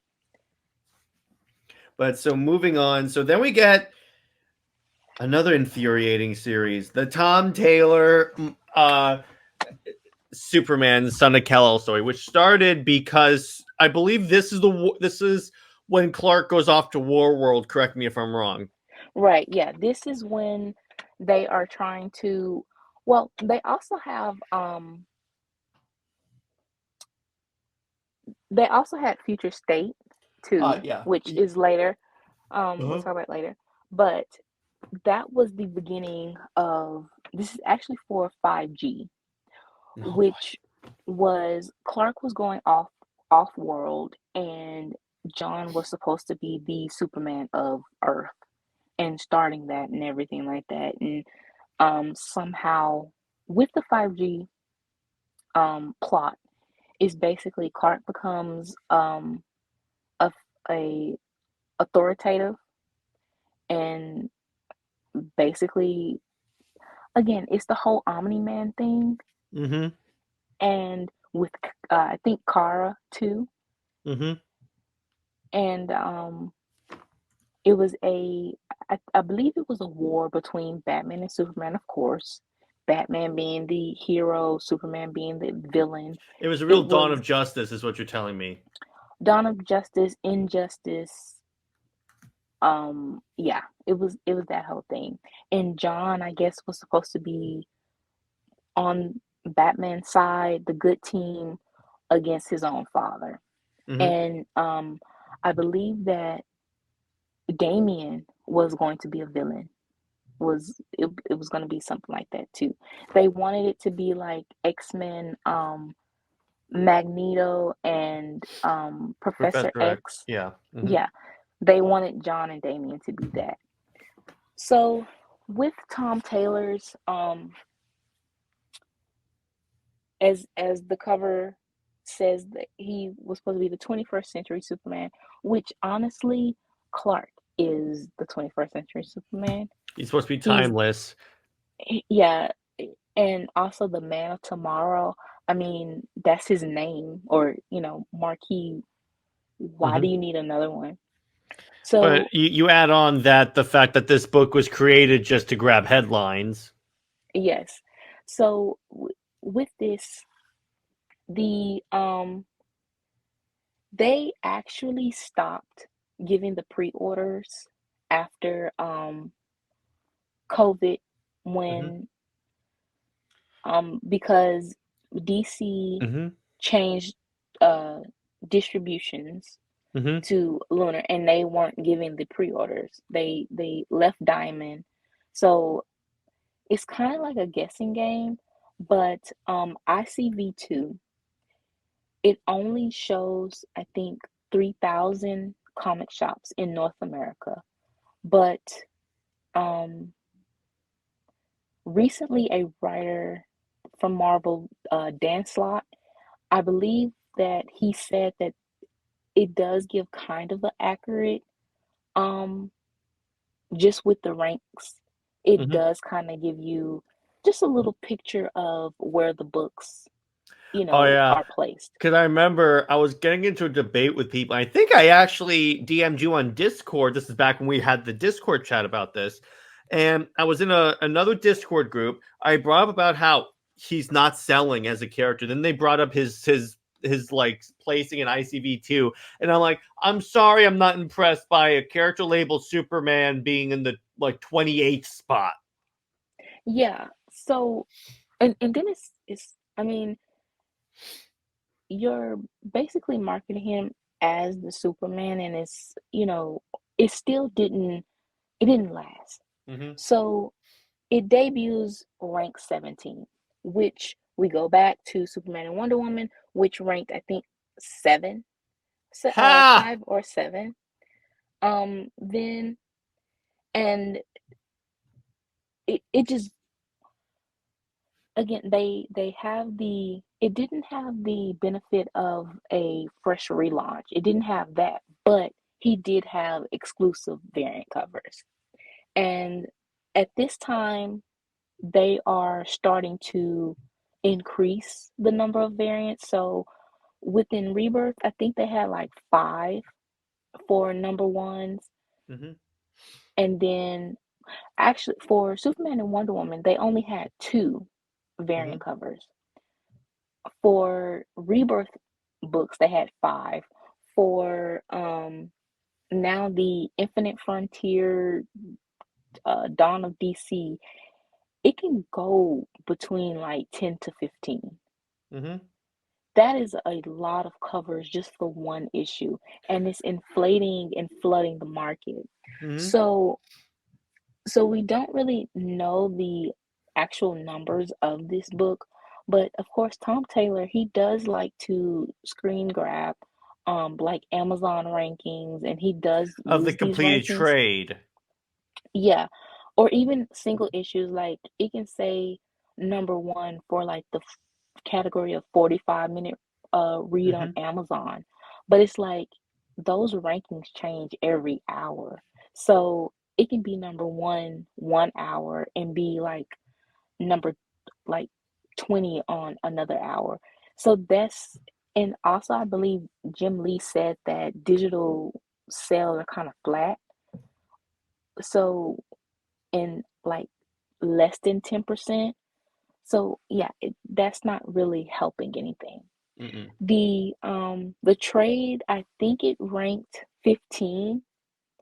Um yeah, it really still, it isn't like this gangbuster type thing. It didn't, it's not anything groundbreaking. For again, Superman book. Right. So when this debuted, I believe rank, I I think issue 5.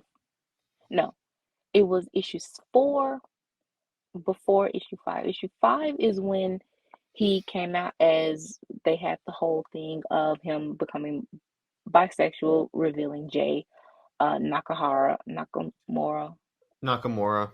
Nakamura. And but before then, the second issue, third and fourth, they were actually going down like fast. I think that the fourth issue was like out of the top 50, Hmm. and Yeah, then because it was around that time that I had that conversation. I go, it's pathetic where this book is. yes, and then issue 5 was the reveal, and it boosted up to rank 5, which again they had variant covers, and then they had the whole publicity thing of CNN, of all these news outlets. Not And comic book related, mind you. yeah, it was a whole big thing, and they were promoting it as Superman. They didn't say the son of Superman, they were saying Superman was bisexual. And that was very much misleading headlines, done on purpose to get that cash grab, to get that attention. And Tom Taylor, he did admit that it was a publicity stunt, that it was revealed like way earlier than he wanted it to. Hmm. So it was like, yeah, for you to say that, again, a lot of their complaints with New 52, or a lot of complaints with Superman and Wonder Woman, to say that it was rushed or anything, this was rushed. This was a publicity stunt, and it was actually admitted to be, you know. Hmm. And then after issue 5, the book just plummeted down. And it only lasted 18 issues, and it, like it really didn't have anything to say. And honestly, the only reason Is why this also the John, one with with the variant cover when he's like protesting climate change and there's a sea monster attacking? yeah, Oh yeah, God, that thing. yeah. And then you have the Dawn of DC Adventures of Superman, Jon Kent, and the whole publicity thing is going to Injustice World, which he can't really do anything different from Injustice because it has to happen. So he just ends with giving him a hug. Yeah, that was the biggest. I'm like, because no, it gets worse, Britt. They market like the first couple issues was him. They were finally gonna have him fight Ultraman. Ultraman. And then they go to Injustice World, and within 10 seconds, Injustice Superman just snaps his neck. So everyone's Yeah. like, what? And then the hug happens, and I'm like, you keep speaking of bait and switching, Britt. I'm like, what the heck? Yeah, and then also with Taylor, he says that the reason why he has Jon as bisexual is because he didn't want Jon to be just like a regular like white hero. And I'm like, well, I mean, He kind of he is, is though. he still is. Just because his sexuality is what it is, he's still very much a white hero. And you didn't change much of anything. The other He's thing is still when he kept trying to tell people that like Jon was a better Superman, partly because he doesn't punch. because he doesn't punch. I did a video on that, and I was like, okay, so you obviously don't understand Superman because Superman. Okay, the thing about Clark is that he made it sound like Clark is essentially he's a pacifist.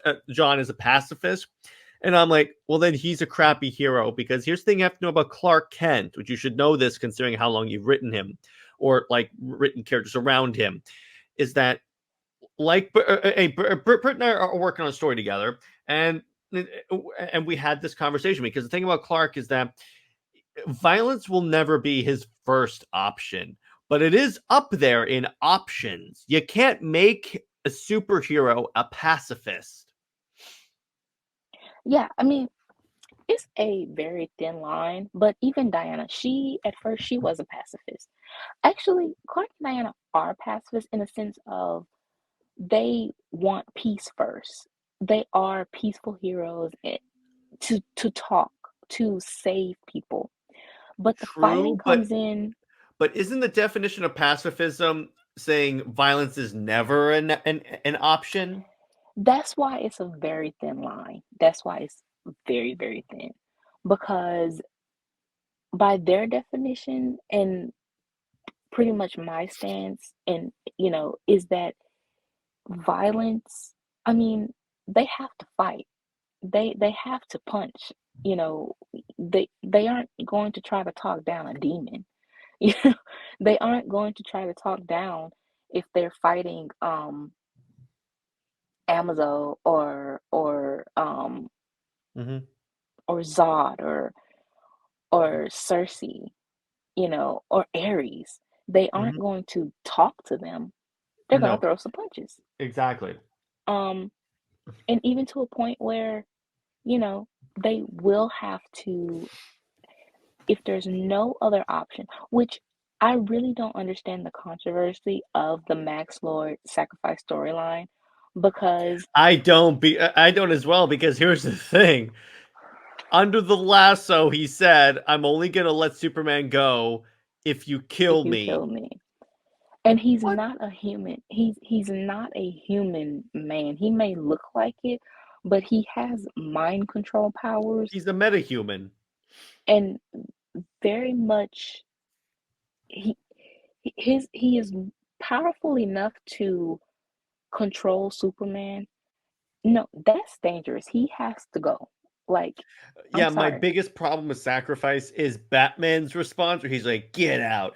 You have contingency plans if Clark goes evil. What's the difference?" Yeah, there's no that is why it's so dumb because Batman, yeah, he has contingency plans for everyone. He knows everyone's weakness, but with him, it's like he's so secretive and he doesn't have a weakness or I mean, Which is why Wonder Bat doesn't work. right. Even with Diana trying to find her to have a contingency plan for her, it's like you don't trust them. Batman does not. I love in the new 52 his contingency for Diana was Clark. Yeah, it was just like you can calm her down. And it's not even that they have to fight, it's just calming her down. Mm-hmm. Um, but yeah, with this, especially Clark and Diana, the fans, they are very much gatekeepers of a lot of things. I mean, they even have debates on whether Diana should have the sword or not, Or whether if she should have the armor or a cloth costume. or Clark, should he have the trunks or not? Should he, The S curl. the S curl, or should he, how old he should be? Should he be immortal, or should he age like a normal human? Again, they don't let the stories be what they supposed to be. You can't have these characters just stagnant and so limited to this safe zone of that they can't actually have conflicts. They can't actually have these, you know, these the conflicts that really give you a lesson, you know, with sacrifice. The lesson was basically, no matter what, even if you see someone in real life, you actually see them murder someone, or if someone is coming after you and it's either fight to the death, or, you have to be that person that you have to die because you can't take that person's life or something, or you Mhm. will be villainized for it. But it's such a complex type of situation. And because DC is so, it's like their writers now, they want to play it safe on everything. And it's becoming so mediocre and just watered down. There's no complex storylines, no complex characters. They're just, you know, just really bland. And that's what John is. John is basically just a very, very light version of Clark. He is drawn to be a Clark clone. He, now that he's aged up to be like 20, I think he looks 20. He looks older than that. The Mhm. latest, one of the current Oh yeah. issues of their Beast World crossover event or whatever, he looks really old. It's like you would think that's Clark if it wasn't for the costume. Mhm. Um, he's in Future State. It was kind of hinted that he was a reporter. Philip Johnson Kennedy said that being a reporter is the family business, Mhm. and and then yeah, and in Future State he is kind of hinted to be a reporter, and then he's dating, or Jay is a reporter. So yeah, there's really no uniqueness to John at all except for his name. And even his name isn't very unique. Um yeah, there's nothing to him at all.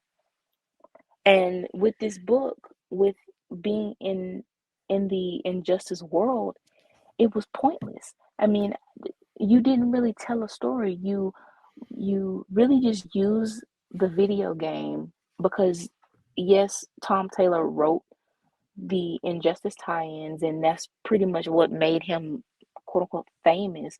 But because he couldn't really do anything with it being such a like a definite end, or a definite timeline, John couldn't change anything.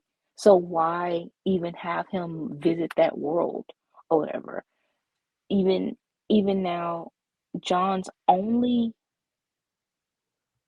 the way they promote him, even in one of the stories for Action Comics, which came out like 2 weeks ago or so, it was just him about him being a queer Superman. That's it. That's That's my pretty much issue. all he's known for. If you, yeah, exactly. If you want to have a diverse character, that's fantastic. I'm all for that. It's just when you make that one characteristic that makes them diverse, all that character is. Yeah, and it's not even a characteristic. I mean, I you in a relationship with whoever, and even with this Beast World, the Dreamer character, Hmm. the writer is based on her, and the writer herself, she was on the Supergirl show, Mm-hmm. on from CW, and she's transgender.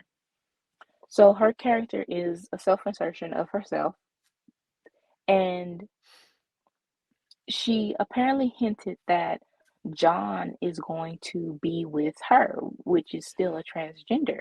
So yeah, I mean, his only I don't. I storylines. really don't think they hinted at that. I really think what it just was is her like not wanting to piss off the shepherds of Twitter. That's just No, me. she it was a dialogue actually, and she says to watch out for the next issue of Action Comics, which is uh which is out next week, next Mm-hmm. Tuesday. Oh boy. And she said that it yeah, it supposedly shows that they are um I guess romantically linked. I And mean, there's if you can give me a good story of that, great. yeah.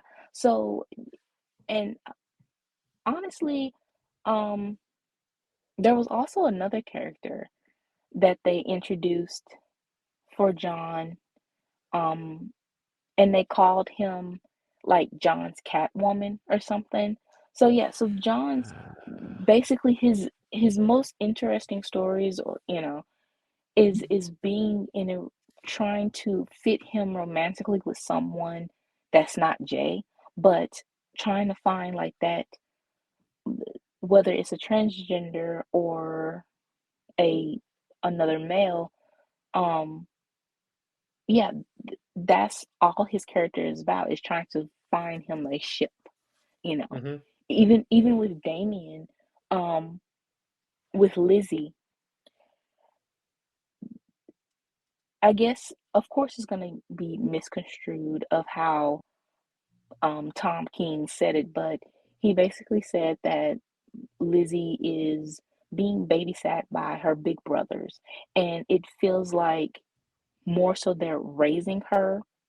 And so, of course, the Damien and John shippers practically take that as that they are going to be like a couple. And even Tomasi in his adventures of Super Sons, he did have like a flash forward of them older, and John was supposed to be with like a woman. You don't see her face, but she sort of resembles Lois, like a Lois or something. But at the end of it all is John and Damien together. So John has been, not so much as Damien, because you know, but John has been hinted as just his sole character is just based on him being a queer character, which he should be more than that. If he's going to be Superman, you're supposed to see him helping around the world or something. But instead, he's just doing the bare minimum and repeating the same things that Clark has done in a very bland type way, or he's in the background of even with them trying to have the Superman family. Mm-hmm. Yeah, exactly. So moving on, Future State. All right. This was the book that got me kind of interested in Future State because it was Superman, Wonder Woman. Then, yeah, wasted. Yeah, this was very much a what I ordered online versus what I got, you Yeah, know. exactly. I love that. That's like when the Amazon product pictures don't match the actual product. Yeah, so when this first was revealed, it's kind of like, okay, obviously someone knows that the Superman and Wonder Woman book, you know, it it sold, but they also tried to sell John and Yara as like a new 52 redo. They even, I couldn't find the interview, but they basically said it that John and Yara is supposed to have the same relationship Clark and Diana had for the new generation. And it's like, Okay, that sounds cool, but you didn't execute on that. at all. And and then and it was basically just, yeah, trying to capitalize, capitalize on Clark and Diana's relationship, whether they are friends or more than friends or whatever, and trying to put it with these two characters that you know nothing about, and obviously they don't really have that type of chemistry. And but you can see it within the Future State Justice League book, how they are supposed to be close as friends or whatever.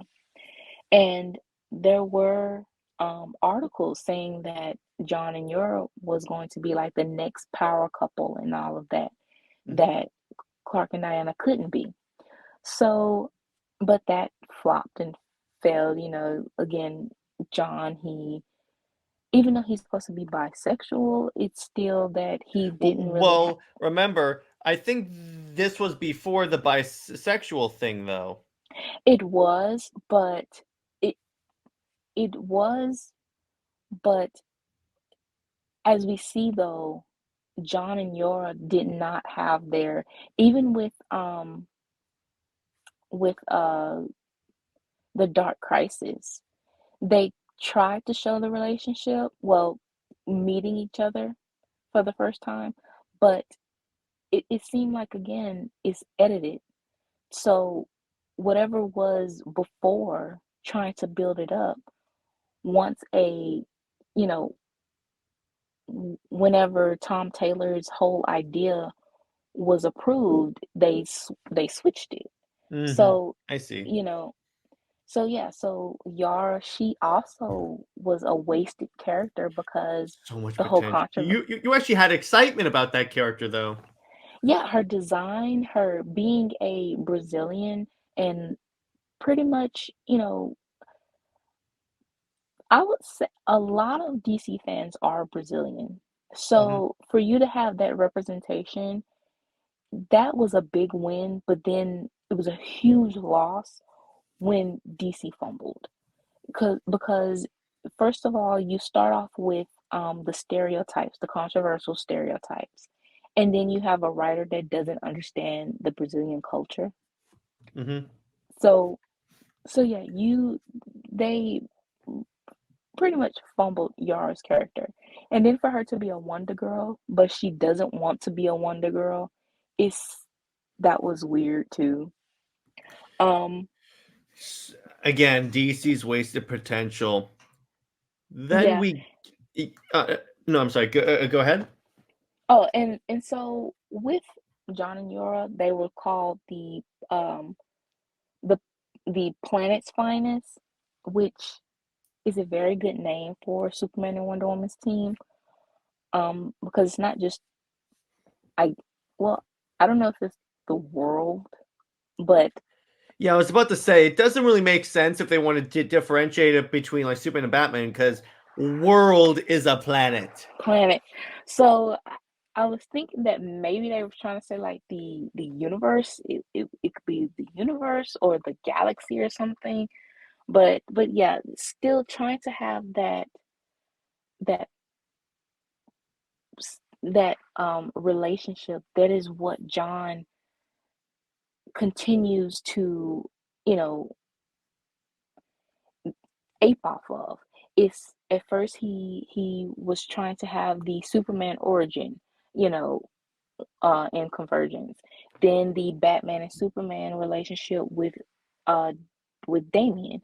Now it's the Superman and Wonder Woman relationship with Yara, and being a reporter. You know, just all of this kind of stuff that he is. Even the Legion. Um the Legion is Kara's thing, is Connor's, and definitely is Clark's thing.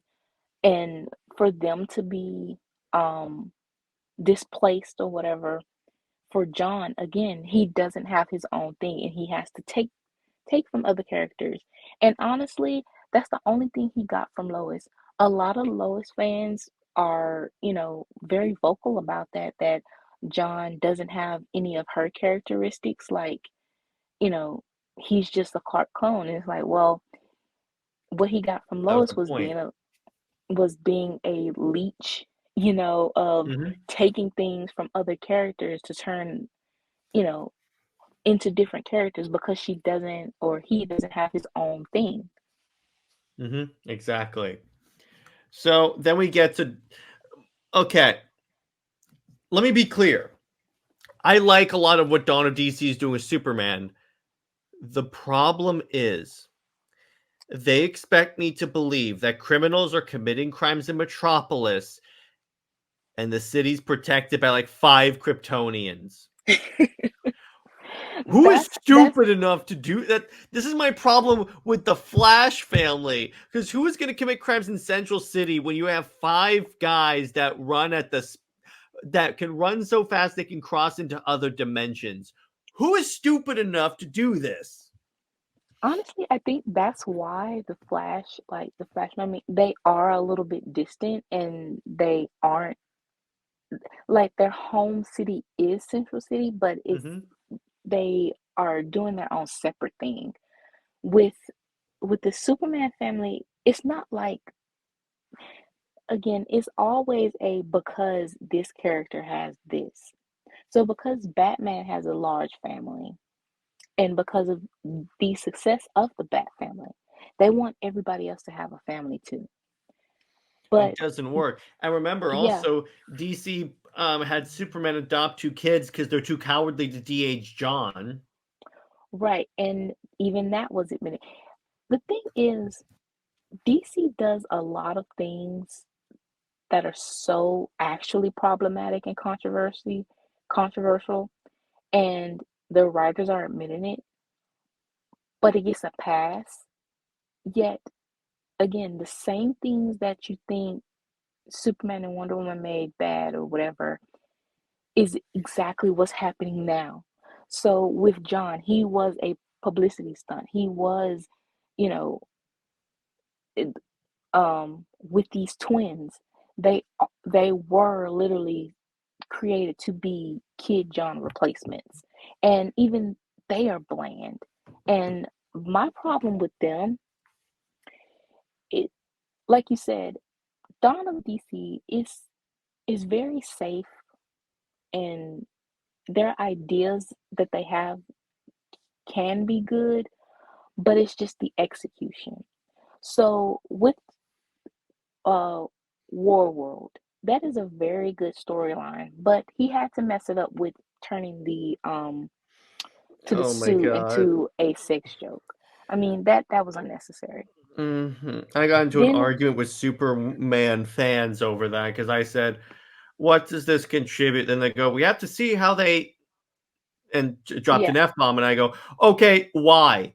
And I thought of something that you said, Britt, because when you said they live vicariously through these characters. yeah, they do. I mean, honestly, that relationship is so bland to me. It's like it's really not hot or whatever. So it very much gave a dad joke, a uncle joke, and just very old person cringe, for you to do that. It's basically like revealing that, yeah, your parents or your grandparents or something is just, yeah, it's just cringe. So, with that storyline and having the adopted twins, yes, the adoption is a very good storyline, especially for Clark being adopted himself. But it's the fact that we never saw their adjustment to it. Is that he, Kennedy, he like he presents them as like this again, this well-adjusted family that they're accepted, that he's kind of glossing over that these refugees came, and he does have like people are protesting that, but Mm-hmm. it's still kind of glossed over. It's Yeah. not an actual it's not actually hammering in that part of the story. Mm-hmm. And also he wants to change their names to be Americanized, I guess. Well, And here's why I kind of get that. For the purposes of the names sound very alien, and they're in a world that has Superman. So if Clark Kent is like adopted these kids, people could put two and two together. So I think it's really like he wants the kids to have a secret identity. But I mean, it doesn't make sense when you have them adopted. True. You adopted these alien kids, and it's publicly known that you adopted the alien kids. And so they could put two and two together as Clark Kent and Superman are the same person. But again, you have to Well, turn here's your the brain funny off. part. Here's the funny thing about. I think that they did that. If Clark reveals his secret identity to someone, they get a heart attack. That's how they undid the identity reveal. That is so stupid. Well, because here's the story. So what happened is that Lex kidnapped Manchester Black and used his mental powers to put a mind bomb in everyone's head. That's why Perry White was not the Daily Planet for so long, because the mind bomb goes off, and it only affected people outside of like the Justice League and Superman's family. So they're having like a group gathering at the Smallville Ranch. Perry White walks in, and no one knows this has happened yet. So they go, "Oh, hey, hey, parents, good to see you." And then somehow they drop a thing, a reference to Clark being Superman or something like that, and then Perry has a heart attack. Oh my God, that is That's so stupid.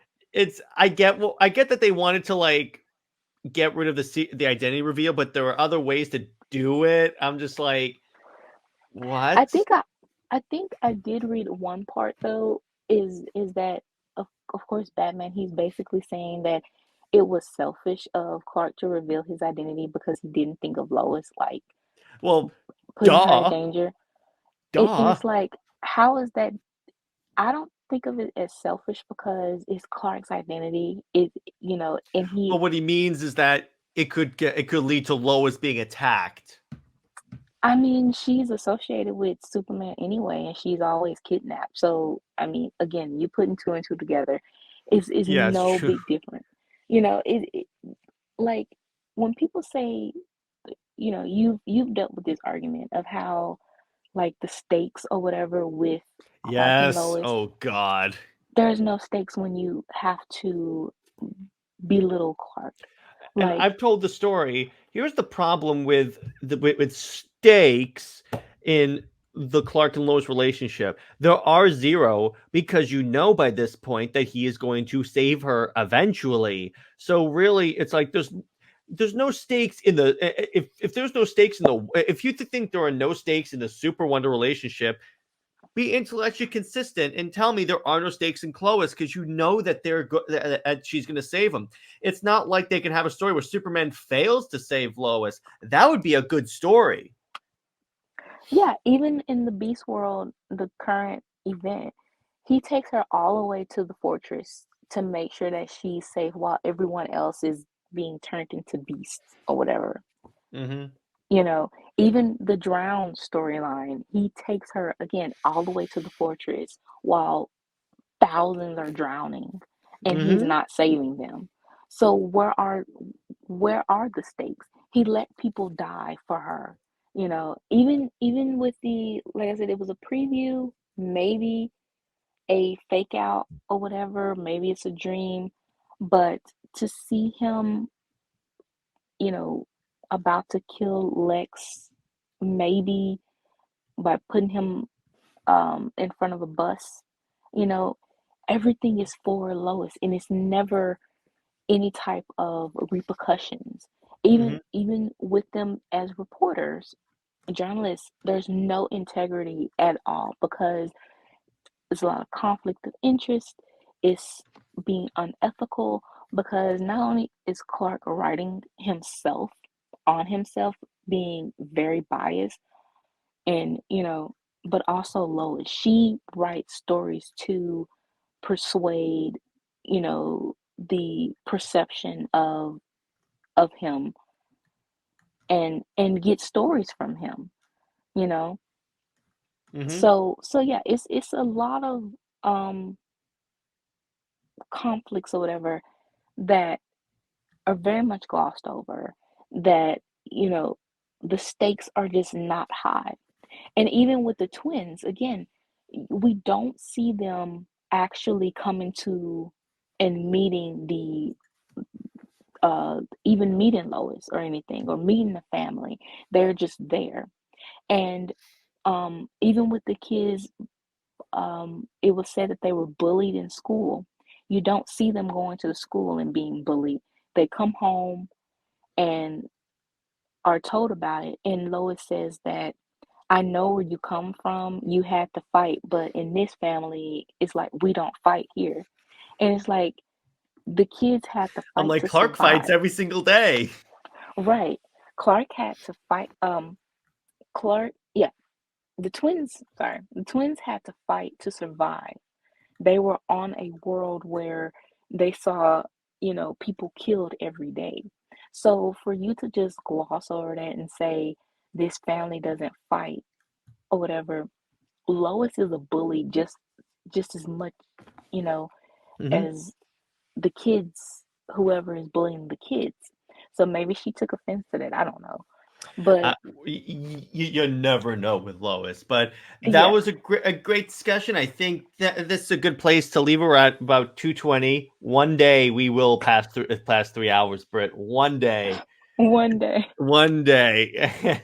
So drop in the comments your opinions on what was said today in this episode in terms of Jon Kent. Do you think there's any salvaging the character? Do you think they should just start fresh and like wipe the character from existence? Be sure to like, comment, subscribe, and share to anyone that needs some logic. And Britt, so you have any stories you want to tease us? Yeah. So well, after the show, I have one to send you Ooh. as a one shot.